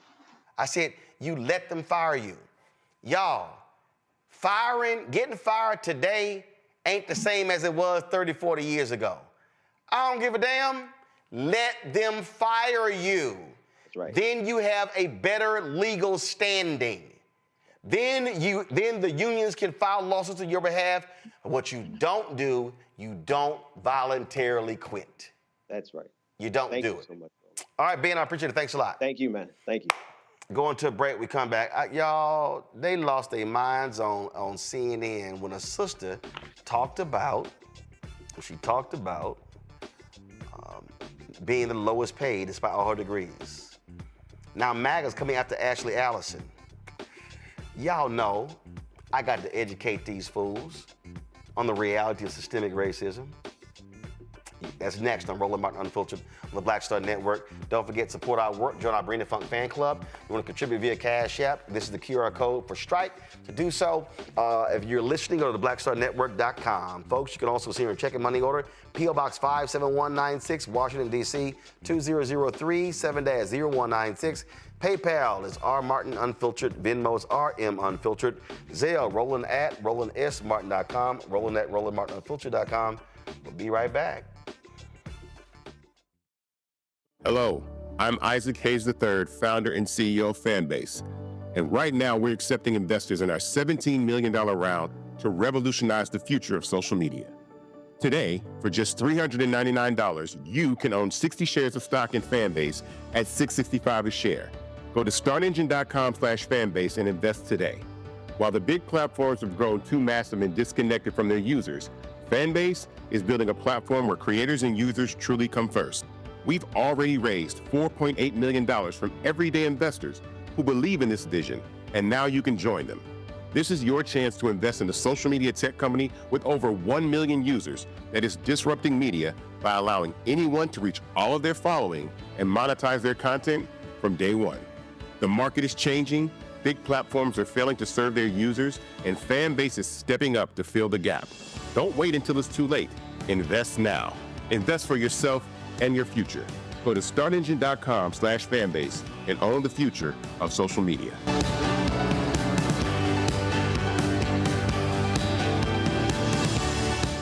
Hey, what's up? It's Sammy Roman. Hey, it's John Murray, the executive producer of the new Sherry Shepherd Talk Show. It's me, Sherry Shepherd, and you know what you're watching, Roland Martin Unfiltered. So on CNN, they had a hot conversation dealing with the issue of DEI, other thoughts, and Ashley Allison, who was a commentator on the network, you know what? She went back and forth with him, talking about her experience in the workplace. MAGA is really upset with what she had to say. Watch this. people that they like to be around. Do you think they like to hire the best people for the job? But I also think around the idea of diversity. No, Donald Trump hired all of his friends. But I want to go back to people that are in his cabinet right now. You know, because you are a smart man. I know you know this. Why don't you understand how political appointments work? I don't understand. It's not about, can we just go beyond? Can we just go beyond the cabinet? Because yes, the president gets to pick whoever he wants, and the Senate is now for the Republicans. And I would have hoped that some of them would have been had more profiles and courage, but they didn't, and they actually put people in that I do believe in your party. You have more qualified people who could be in that cabinet. I'd like to think that, but that's not what they chose. That's not what they chose. So go for it. The issue in this country right now is we live in different realities. That's right. I live in a reality where I know I do not have the same opportunity as you. I know I don't. And you know and that I know too. what, Scott. I got it. And you know that. Let me just tell you about me. I'm gonna let you finish, but I want to answer this. I'm not talking about how you feel. I'm talking about how I feel. Me, a black woman in this country. But not in this city. And I will run. And if you want I'm a New Yorker, not in this city. You cannot say that. You can't say that in this city. I'm not talking about New York. I'm talking about actually. Let her finish.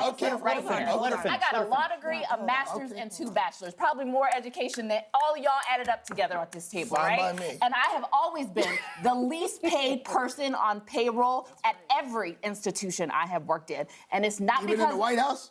Even in the White House. Well, whose fault is that? I don't think you worked for George W. or Trump. Well, guess what happened when I was there? DEI. Scott. Look. I'm head Scott. Look, you're my friend. I respect you tremendously.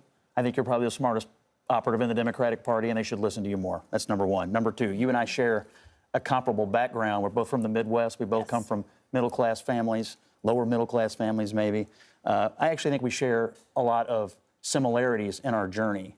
But I think you made it, and you are the most respected voice often at every room or every table you're in, not because of anything other than your talent and your work ethic. And that's all anybody ever is asking for, is for people with talent and work ethic to make it. And that's what I see in you. That's how I see you. But let me tell you something about my story and my family's story, is that we have faced discrimination. I have faced discrimination. I just said I was the least paid person, even in this moment sometimes, to my counterparts. It is just the reality of the country we live in. And I'm not saying, I do believe I'm qualified. I know I'm qualified. You won't ever tell me I'm not qualified. But the system that I live in doesn't matter about my qualifications. All right. See right there. And that's the key. See, you heard Scott. Oh, my God, you're great. You're wonderful. I think you're so talented. It's about hard work and your knowledge. She's like, dumbass, you didn't hear what I said. I'm talking about the money. I'm talking about being grossly underpaid. See, this is what the right wing does. And see, remember, Pence and Trump last time, systemic racism. I don't believe in it. They want to deny it. It reminds me when I was on Patrick Bet-David's podcast. I had to school his ass.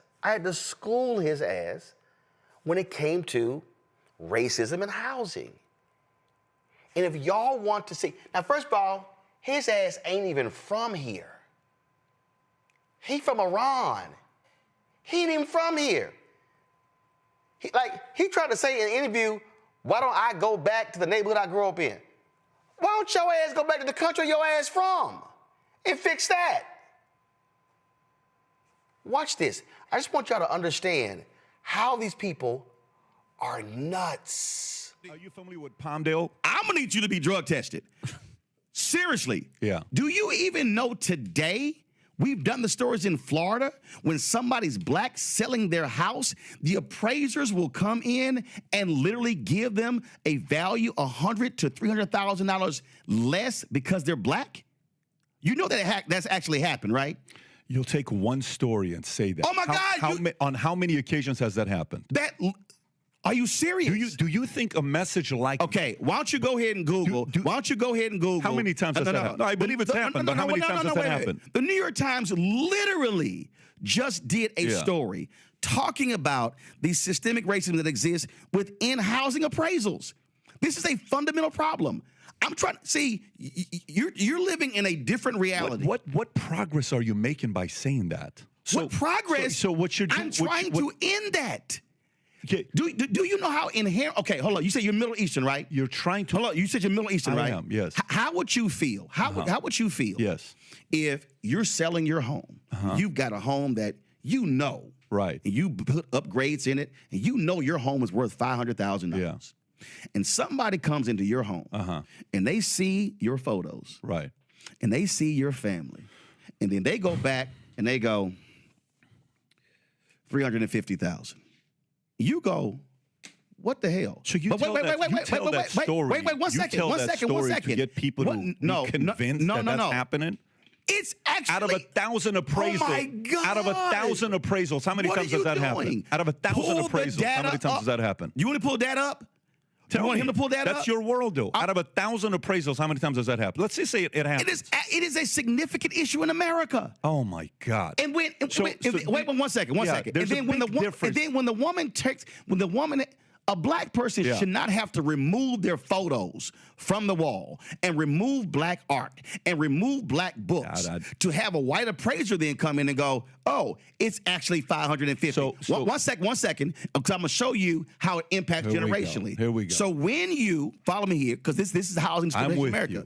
When you then get that low appraisal, you then cannot sell your house for the higher value, which then means you are not then taking those proceeds and being able to invest, being able to send your kids to school. And what I'm trying to explain to you is there is a world out here that for some reason you're like living in Unity world that ain't the real America. Brother, you have the wrong guy. And I'm trying to get rid of that stuff. You have the wrong guy here. You have the wrong guy. I'm trying to get rid of it. Okay, good for you. I am as well. But you have the wrong guy here. And here's what I mean by that. So when you ask the question, what do you do if they appraise your house $350,000 less, right? That's your question. Okay. I don't see myself as a victim. I stopped looking at myself as a victim a long time ago. And by the way, being Armenian and Assyrian, you know what a lot of people in the Armenian community do? You know what a lot of people in the Armenian community do? They sell victimhood mentality. I'm raised with that, which is the statement of mechka. I know you don't know what the word mechka means. Mechka means, oh, poor Roland, oh, poor PBD. I don't see myself as a victim. And the other part is when you use one story as an example to divide and get people even angrier, because out of 1,000 appraisals, this happened one time, I don't think you're unifying when you say a statement like that to say, hey, this is what's taking place all the time. But going back to it, so you left because you wanted better economic situation for yourself. Listen to what you just said. Again, I'm having a hard time listening to what you just said when you're saying it's so fundamentally flawed because when you say, "Oh my God," you see yourself as a victim. You do. No, you're selling it as a victim. No, I'm not. What I'm selling is a reality. What I'm selling is when this is again. Since I guess you couldn't pull it up. Okay. Oh, he did pull it up. Okay, the Biden administration, the Federal Housing and Finance Agency released 47 million appraisal reports to the public for the first time. The appraisals, which were compiled between 2013 and 2021, present evidence of a persistent, widespread practice in the home appraisal industry to give higher values to homes when the occupants are white and devalue them if the owners are people of color. That's such bullshit. That's such bullshit. You know why? Hold up. Let me tell you why that's such bullshit. They actually took the reports and showed the data, and now you call it bullshit. Of course I call it bullshit. So wait a minute. So you asked for the data and the facts. No. And now you give your opinion because you don't like the facts. Bro. Come on, man. Do you run a company? Yes, I do. Okay, so when you run a company, how much shit can I find in the OPEX? How much in the what? With OPEX. When I go into my balance sheet and I look at my expenses, my monthly expenses, what I'm paying for, rent, employees, benefits, workers' comp, I can give a number and say, we lost $280,000 this year. And it's like, oh my God, we lost $280,000. And then I open up the balance sheet and then boom, I'll see you're moving your face like you don't know what I'm talking about. First of all, when I see a data like this, tell me the whole story. To jump to conclusion with something like this without seeing the entire story is ludicrous to make a comment like that. But analyzing the millions of appraisals by using census tracts as a proxy for neighborhoods and comparing communities with nearly identical housing stock, two researchers found that the results showed a clear correlation. The higher the proportion of white residents in each community, the higher the appraised value of individual homes. They compared similar data.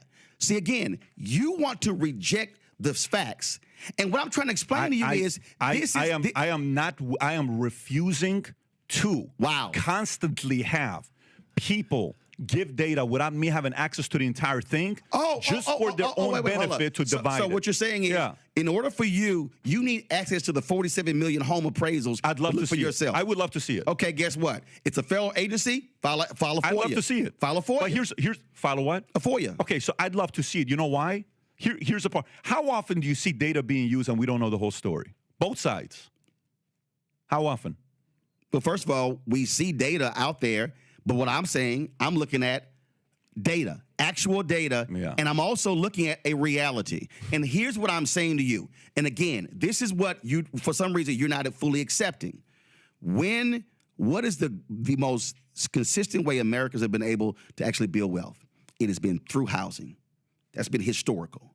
And when you are black in America, this is not an opinion, this is not a perspective, it is a fact. What we have seen is when you have been unable to enter the housing industry, meaning covenants saying you can't sell to black people, then when you actually buy a home and they've been grossly undervalued, that then limits you from being able to sell your home at a higher value and now take the profits and then create a business and then be able to send your kids to college. And what I'm saying to you is, when that has been persistent, when you look at the appraisals, one, when you look at inability where you're buying a house, two, all of a sudden now you see a clear way how African Americans have been impacted, not historically, but still in present day. And what I'm saying to you is, whether you are Democrat or Republican, I want that to change, because what I want you've had 53 years.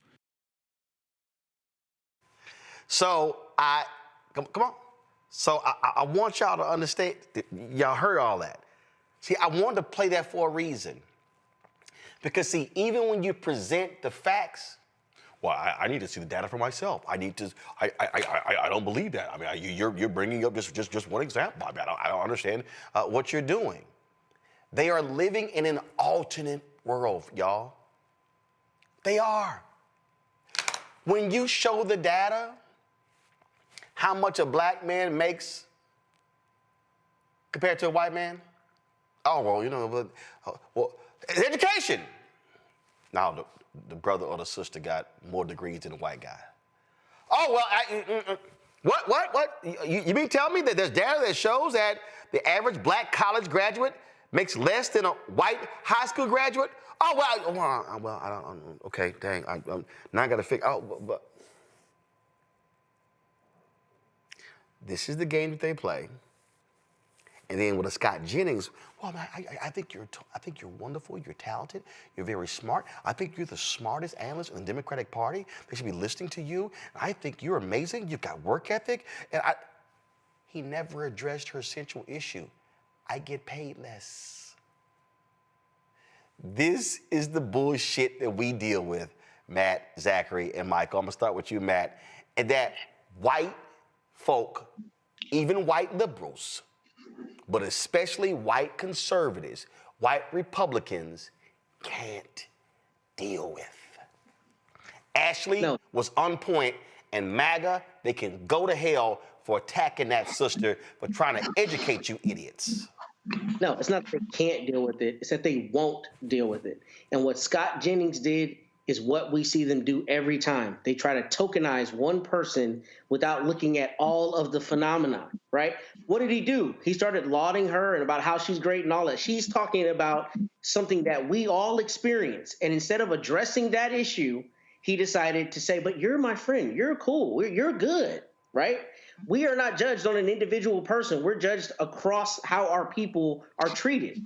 And if we are getting paid systemically less than everyone, that is a demonstrably true phenomenon that's provable by evidence. And it doesn't matter how Midwesternly genteel and saccharine sweet you sound when you say that she's A-OK, Scott Jennings, when she's talking about a phenomena that is easily provable. It's not that they won't or they can't deal with it. It's that they won't deal with it. And to that particular that they won't deal with it, Michael, here's Frank Luntz trying to white mansplain how folks in my focus group, they just don't want to hear these things because you make them feel bad. Listen.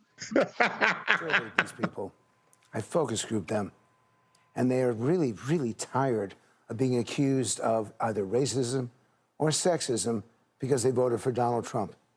And it's one of the reasons why so many of them did.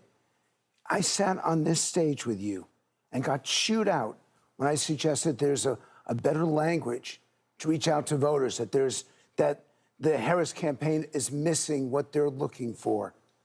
And I say the same thing here.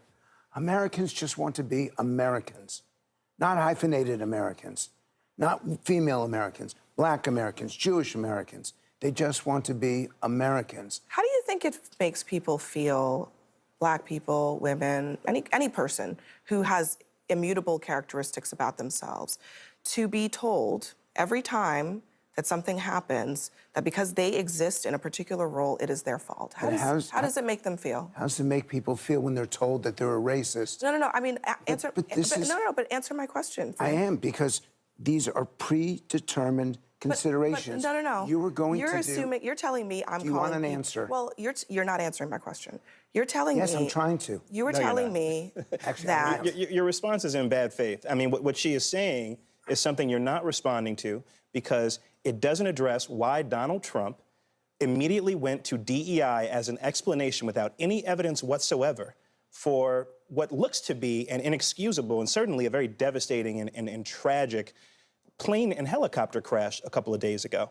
And instead, you pivot to talking about how terrible it is that some people who voted for Donald Trump are being called racist and sexist. You're refusing to grapple with. It was actually a 10-minute segment, and there's no way in hell I was going to play all 10 minutes because, I mean, that bullshit gets to my nerves. But, Michael, this is the fact. White folks in this country, especially white conservatives, oh, my God, you're saying these things to them, and we're Americans, and we're not hyphenated, all this sort of stuff. Well, they don't like hearing bad news.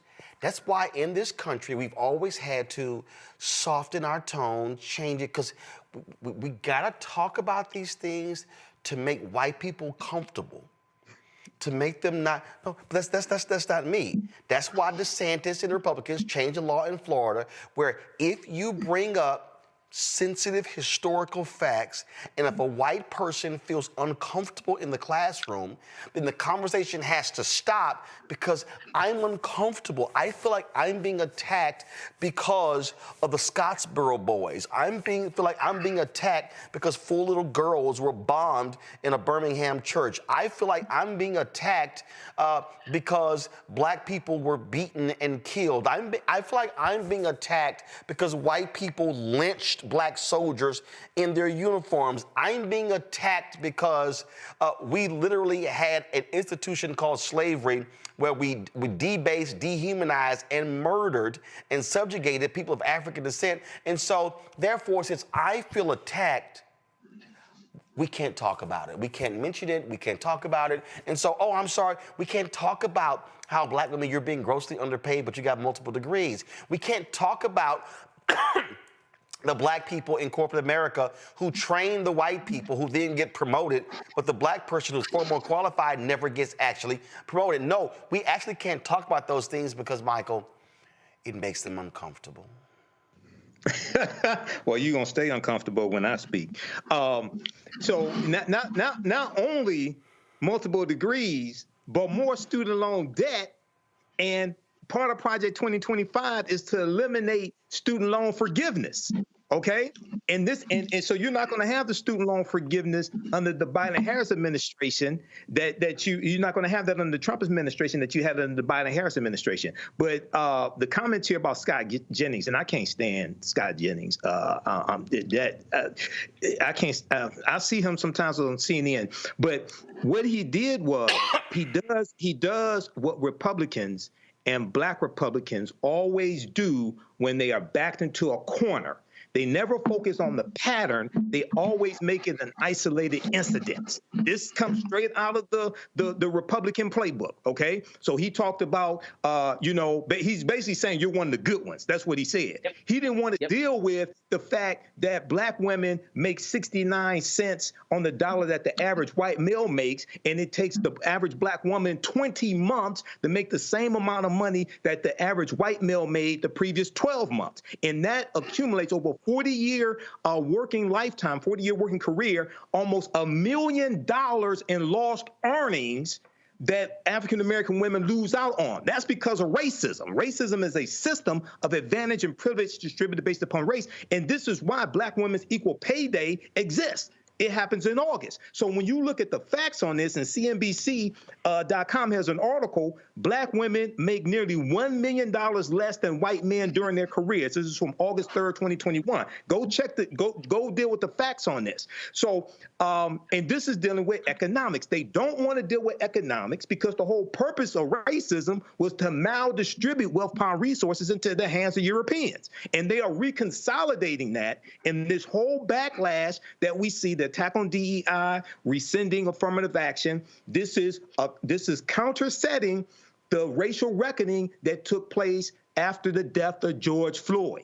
And they said, we're done with this. Donald Trump is back in office, and they are putting in place Project 2025. Hashtag we tried to tell you. Zachary. They are feeling bad because they feel guilt. And the guilt hurts. The guilt hurts. It's what their ancestors did to our ancestors, and it's what they are doing currently to us and to people like Ashley Allison, who is one of the most gifted and talented journalists that we are blessed to have on our television screens. Not only is she a phenomenal journalistic personality and voice, but she is an entrepreneur who is fighting and combating misinformation and disinformation in the Black and brown communities through Watering Hole Media. I'm a huge fan of Ashley, not of CNN, not of CNN. I prefer, Roland Martin, Unfiltered, and Black Star Network any day of the week. Everything that Michael said, I once again want to reiterate. Hands down, this is all laid out in Project 2025. If you would have read it, if you would have just, or not read it, look at all of the content that was being pushed out all across social media platforms about this, you would have seen that the plan is to not only take away opportunities for minorities to go to college, but to take away that funding, to take away Pell Grants, to take away student loans. All of that's in the pipeline and probably going to come down on us so that we will be able to, or be forced back into the Black jobs. They don't want us in the C-suites. They don't want to see our faces in the workplace. They don't want us represented. They want us in those fields working what they determine to be our Black jobs. And we have to do all that we can to educate our people and encourage our community to fight back through the available means to ensure that that day doesn't happen. We have earned our place. Where we are, what we have earned it. We have over-earned it. We are oftentimes, just like Ashley said, underpaid, undersupported, and underfunded, continuously and consistently. DEI didn't give us any advantages. All it did was give us due consideration. DEI did not give us any advantages. All it gave us was due consideration. The reality, what's this? What does it say, Matt? I don't see color, Roland. I don't see color. How often do you hear that? Oh yeah, which is first of all, I don't see color. Yes, you do. Yes, you do. You see color, and you think I'm the Black that's acceptable. I'm okay, right? You're the one that's all right, Matt. Doesn't matter how we treat the rest of them. You're okay. That's exactly what you saw Scott Jennings do. You're the Black I'm okay with, Ashley. That's what we're seeing. And that's the whole trick of the colorblind society. Dr. King wasn't fighting for a colorblind society. He was trying to dismantle white supremacy and racism. He was very proud to be Black. He talked about that before. He said, be Black and proud. What they tried to do, what Donald Trump said on January 20th at when he was inaugurated, is going back to a Supreme Court ruling that Clarence Thomas made. He made the majority decision on, I forgot the case. But it was an argument between Clarence Thomas and Ketanji Brown Jackson, and he was talking about a colorblind society. And this is the language that these conservatives latch on to. We want a colorblind society, merit-based, so we're going to get rid of affirmative action and DEI, and everything's equal. That's so. I want folks, again, for all these folks who, the Scott Jennings of the world and the Frank Luntz of the world and the Patrick Bet-Davids, here's a perfect example, a study that was done last year. White-sounding names get called back for jobs more than black ones. This is from NPR. It's dated April 11, 2024. It said, 20 years ago, two economists responded to a slew of help-wanted ads in Boston and Chicago newspapers using a set of fictitious names to test for racial bias in the job market.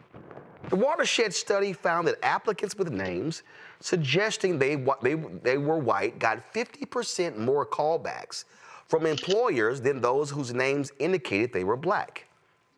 Researchers at the University of California, Berkeley, and the University of Chicago recently took that premise and expanded on it, filing 83,000 fake job applications for 11,000 entry-level positions at a variety of Fortune 500 companies.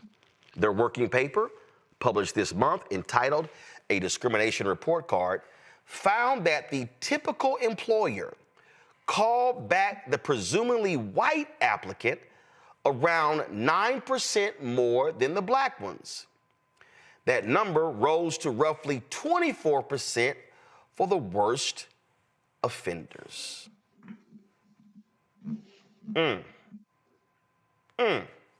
So this is the point. Same resume, different names.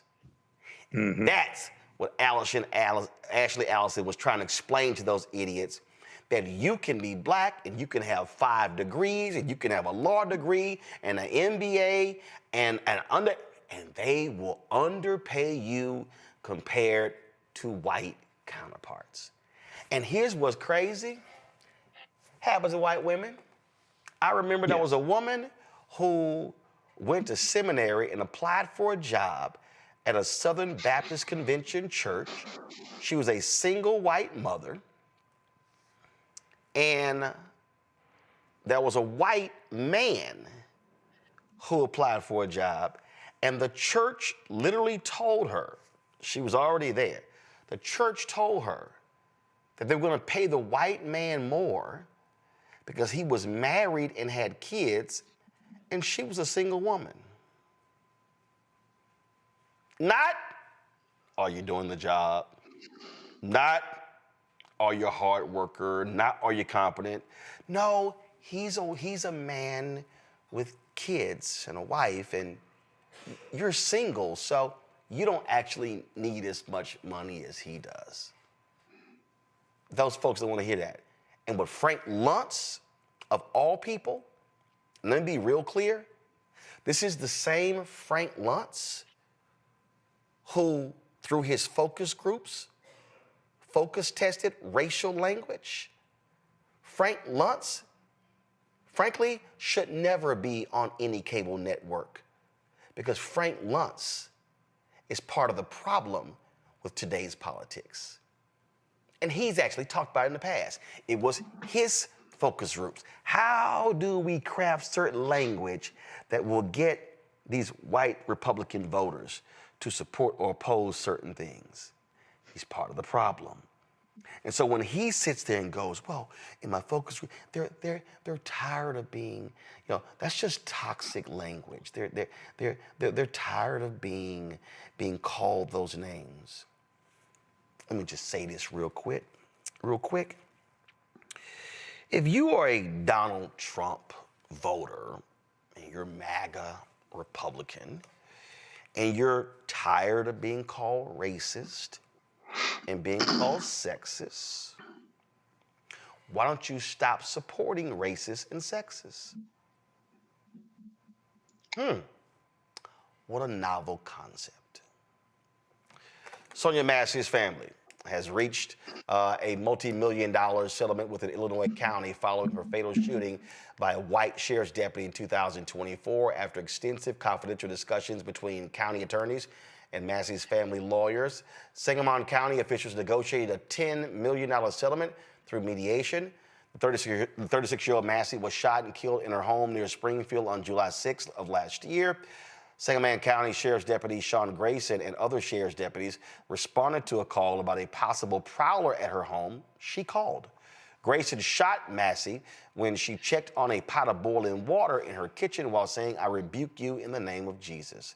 Grayson has been fired from the Sheriff's Department and is facing first-degree murder charges in connection with the shooting of Massey. He remains in jail, but is contesting his detention in court as he awaits trial.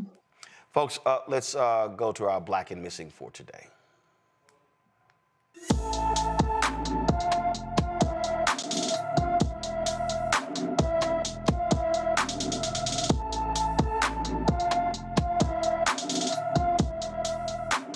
On October 2nd, Kaylin Alicia Anderson was last seen in Huntsville, Alabama. The 18-year-old is 5 feet 5 inches tall, weighs 136 pounds, has black hair and brown eyes. She was last seen wearing green pajama pants.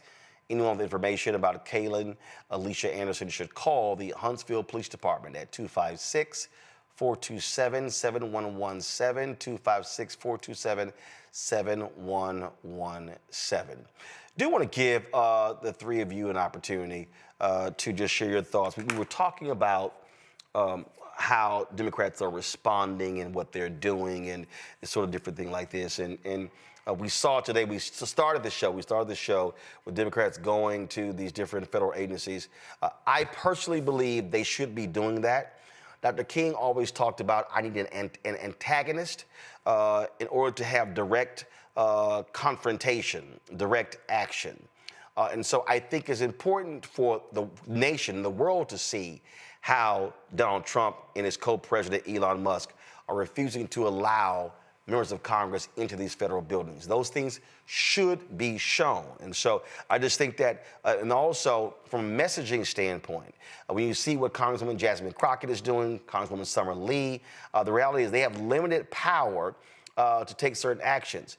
But I absolutely believe, Zachary, that Democratic senators should be saying, we ain't voting for a single one of your nominees. They should be saying, we're going to put a block on considering any of these names. They had more than 15 hours of filibustering to stop the OPM, the budget director from being confirmed. He eventually got confirmed, but they should be using every single tactic to shut the GOP down as best they can. Hands down, the fact that Senator Marco Rubio was confirmed with 99 votes, almost every Democrat voted in favor of him, when we have not seen that kind of bipartisan support in decades, astounds me. That for me was my actual aha moment, wake up call, where, you know what, instead of calling it an aha moment, I call it an oh no moment. And that's when I decided to look, I hate to say it publicly, way more critically at Chuck Schumer and his role as a leader. And he's completely kind of proven his lack of spine and that he really is that spineless Democrat, and how he has been responding to this moment. This is the moment that the American people need Democrats to step up in the exact same way that we have been seeing Representative Jasmine Crockett do, in the exact same way that we've seen Maxwell Frost do for Gen Z. We need to see our senators do the exact same thing. And for Chuck Schumer to be the leader, the Democratic leader in the Senate, and to be unable to understand this moment, it really does. It's disappointing. There was something that Karen Swisher said. Kara Swisher. Give me 1 second. I'm going to pull this up. And I really think this is important, Matt. And we've talked about it on this show numerous times. But this is her on CNN. And she talked about normalizing. Listen to this. One of the things you're saying is there should be cuts, and maybe he has a point. This is what you're walking right into their trap. They should do it by passing legislation. They should do it legally. They're not interested. What they do is they depend on your civility, and including the media is well, they have a good point. Well, sure, but this is not the way to do it. And therefore, they've won the battle already because you're agreeing to it, but they're doing it in ways that have nothing to do with legislation, the power of Congress, and other laws. So what's the difference how they do it? Well, it matters how they do it here. And that's why they're running over you, because nobody's stopping them and saying, this is just nonsense. And let me just say, the last thing is they distract with other things, whether it's DEI with plane crashes, everything else. Well, they're doing that. So over here, they're doing the actual thing, which is the actual destruction that you can't take back. And what they're also doing is they are playing on the media and others in terms of, you know what? They are, like, matter of fact, listen to this. There should be cuts, and maybe he has a point. This is what you're walking right into their trap. They should do it by passing legislation. They should do it legally. They're not interested. What they do is they depend on your civility, and including the media is like, well, they have a good point. Well, sure, but this is not the way to do it, and therefore they've won the battle already. Right there. They depend on your civility. That's the mistake the Democrats keep making. They're playing institutionalists. We're going to be civil. And they're like, yo, we're going to be gangster.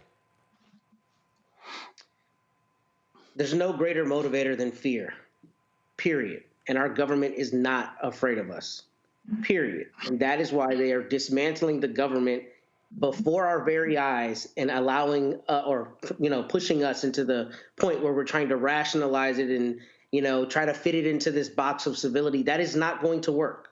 It's not going to work. Now, don't get me wrong. I'm not calling for anarchy, but I don't understand how we as 334 million Americans are being held hostage by two dudes. I sent Carol an article from Wired, and the article says the United States is not a startup. And that's what Elon Musk is trying to do. He's trying to run this like a private business, whatever they say, what is it, run fast and break things, or whatever the little saying is, right? It's not a startup.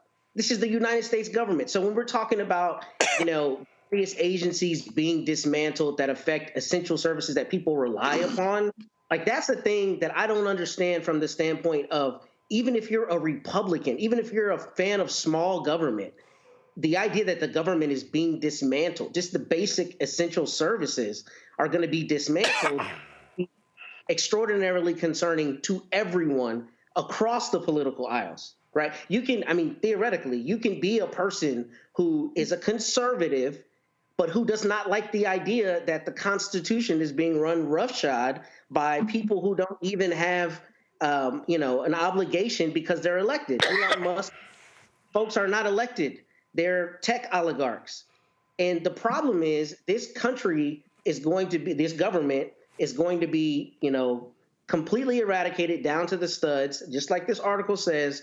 They're going to rebuild it in their image in the way that is advantageous to them. And in the meantime, we're going to sit and debate every finer, granular issue of political strategy on how to approach it within the normal confines when they are not playing the normal game, right? It's like the kid, when you play a game with the kid and they just refuse to abide by the rules and they do whatever they want and they declare themselves the winner. You either don't play with that kid, or if you end up having to give them the smoke, you give them the smoke. That's where we are. We cannot use the same mechanisms we normally use. And, I know I sound a little Don Quixote-ish, but I have no other way to say it beyond we are having two different realities. There's a reality where they are going in and looting the government, and we're sitting around hoping that they stop doing it. I don't understand how two dudes are holding an entire country hostage. I don't understand how there are not hundreds of thousands of people outside 1600 Pennsylvania demanding different action. Frankly, I don't see how we as a society allow this to continue happening. Well, and maybe there's something I'm not considering, but look, they voted for this crap. Look, again, it ain't like, Michael, as we keep saying, it ain't like they didn't tell us. They told us, and then he denied it. Well, I don't know anything about. I know nothing about Project 25. I don't know anything about that. Whatever.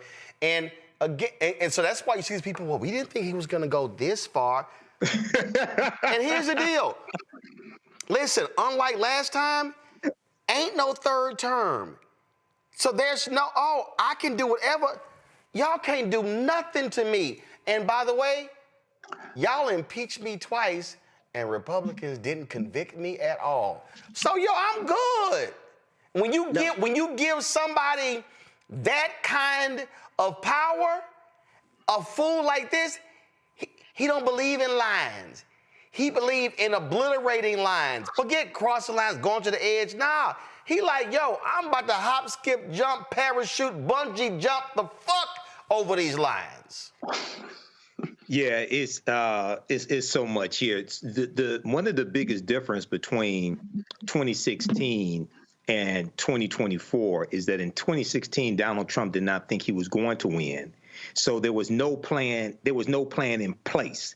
And he didn't surround himself with as many loyalists back then as he has now. He learned from that. And in the 3.5 years, they put together Project 2025. They've been planning this. They've been looking at the weaknesses in the system, okay, and how to take this over. This is how Elon Musk takes over the Treasury, and nobody saw it coming. And then you have the legal analysts saying, well, he can't do this with the 14th Amendment. He can't do this with an executive order. They said, damn this, we're going to take it. And then now you come try to take it from us. Now, Democrats keep bringing a butter knife to a political street fight and wonder why they get their asses kicked. OK, so the fight that we've seen taking place the past few days, that has to continue. House Minority Leader Hakeem Jeffries is saying that they're ready. They're threatening to. Democrats are threatening to shut the government down in the House, coming up to the March 14th funding deadline to stop Elon Musk.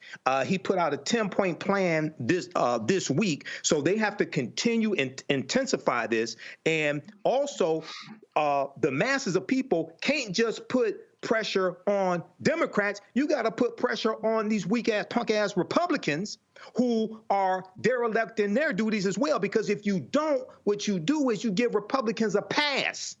If Republicans don't feel any pressure from any people who they represent, they'll just keep on doing it, okay? And people, this past Wednesday, you had 50 protests around the country, many of them at state capitals. They had the 50-51, 50 protests, 50 states, one day. That was organized by Indivisible. Yeah. So a lot of people are downloading that document again like they did in 2016 and organizing as well. But this has to intensify. But, this is what we warn people about. Yep. And this stuff is happening faster than a lot of us thought it was going to happen. Well, again, and folks, go ahead, Matt.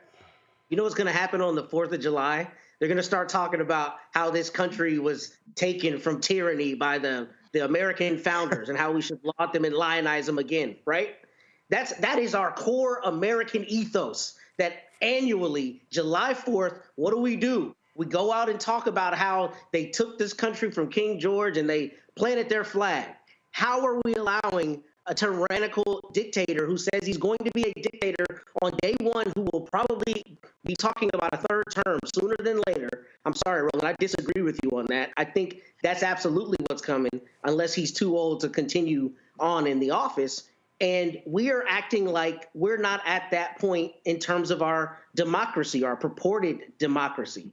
The idea that there are not people in the streets, like, you cannot just take the government from us, I don't understand. I really don't. And I don't know if it's just fear of discomfort. I don't know if it's fear of reprisal. But I know that 334 million is more than 2 mathematically. And how we have not become, pushed to action in a greater sense, I cannot understand it. Well, I don't think we have any political, normal mechanism to fight back. And that's why. But that's why I don't want to hear that shit. I'm tired. I mean, it's tough. No, this ain't the moment to be tired. Real quick, Trump has revoked President Joe Biden's security clearance. He said, quote, Joe, you're fired. And then this idiot has appointed himself chairman of the board of the Kennedy Center. He's fired all of the board members, even though he actually can't do that. But again, he thinks he's a king. That's what happens. Right. Gentlemen, I appreciate it. Zachary, Matt, Michael, thank you so very much. Hey, folks, we do our best to cover all these stories. There's a lot of stuff I didn't get to. Understand, this stuff is real, what's going on. This stuff is real. And what we are seeing is an absolute coup. a takeover of this country. And if you are going to sit silently by, that's all up to you. We won't. We will speak truth to power. We will call things out when we see them. We will show you what the facts are and what needs to happen. But your support is critical for us to be able to do that.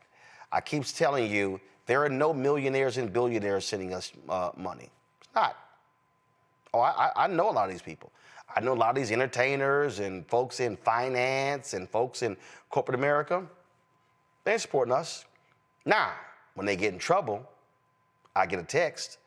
Hey, can you talk about this? Can I come on? They're not supporting with their resources. And so I appreciate every single one of you. I see some folks who are in our chat. Brother said, man, I sent my $50 in.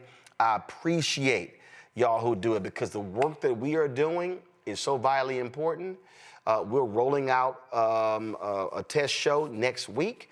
I can't wait till you hear it. We're going to have new episodes of course, Balanced Living, new episodes of The Black Table. I'm looking to launch a business show. So we are all about the focus of covering the news and the issues that matter to you. So we want you to do us a favor. And it's very simple. 20,000 of our fans contribute on average $50 each. That's $1 million a year. That is absolutely vital, important for us to cover expenses, for us to be able to travel, for us to be able to be on the ground. Because listen, I'm not trying to sit behind this desk or sit over there every single night. No, we know we're gonna have to be out there covering the stories, going to cities and towns across this country like we've done over the last 6 years. So your dollars absolutely make that possible. So if you want to give via Cash App, remember Cash App has closed down all of our accounts because they changed their rules when it came to the type of companies. You can only have an LLC. Well, we are an Inc. So we're not an LLC, and so that's why we had to shut those down. But of course, we figured out a way around that. If you want to give us via Cash App, use the Stripe app. The QR code is right there. Very easy and simple to use. If you're listening, go to theblackstarnetwork.com to check it out. Send your check and money order, P.O. Box 57196, Washington, D.C., 20037-0196. PayPal, R. Martin Unfiltered. Venmo, RM Unfiltered. Zelle, Roland at RolandSMartin.com. Roland at RolandMartinUnfiltered.com. Don't forget, you can download the Black Star Network app, Apple phone, Android phone, Apple TV, Android TV, Roku, Amazon Fire TV, Xbox One, Samsung Smart TV. Also, get our merchandise. That's right. Our 2 shirts right now. We got other merchandise you can get, but hashtag, we tried to tell you, FAFO 2025. Also, don't blame me. I voted for the black woman. Go to RolandMartin.creator-spring.com, RolandMartin.creator-spring.com, or go to theblackstarnetwork.com. You see the QR code. You can use the QR code right there as well to access that information. Of course, be sure to get a copy of my book, White Fear, How the Browning of America is Making White Folks Lose Their Minds. Yes, we took Target off of that. And so that's how you can get it. Download the audio version, which I read on Audible. And of course, you can also, what am I leaving out? Oh, of course, want you to download Fanbase, invest in Fanbase. And if you want to be invested in it, they've raised $8.5 million. The goal is to raise $17 million in this Series A raise. Go to startengine.com/fanbase or download the app Fanbase as well. Folks, that's it. I appreciate it. As we always close the show on Friday, we show all of our donors, and so we thank all of them. We thank you for watching. I'll see you on Monday. And let's see, who am I picking? You know what? Damn it. I want the Eagles to win. I want the Eagles to beat Kansas City. I want Jalen Rose to win. Because I don't support quarterbacks that like MAGA. I'm out. Holla!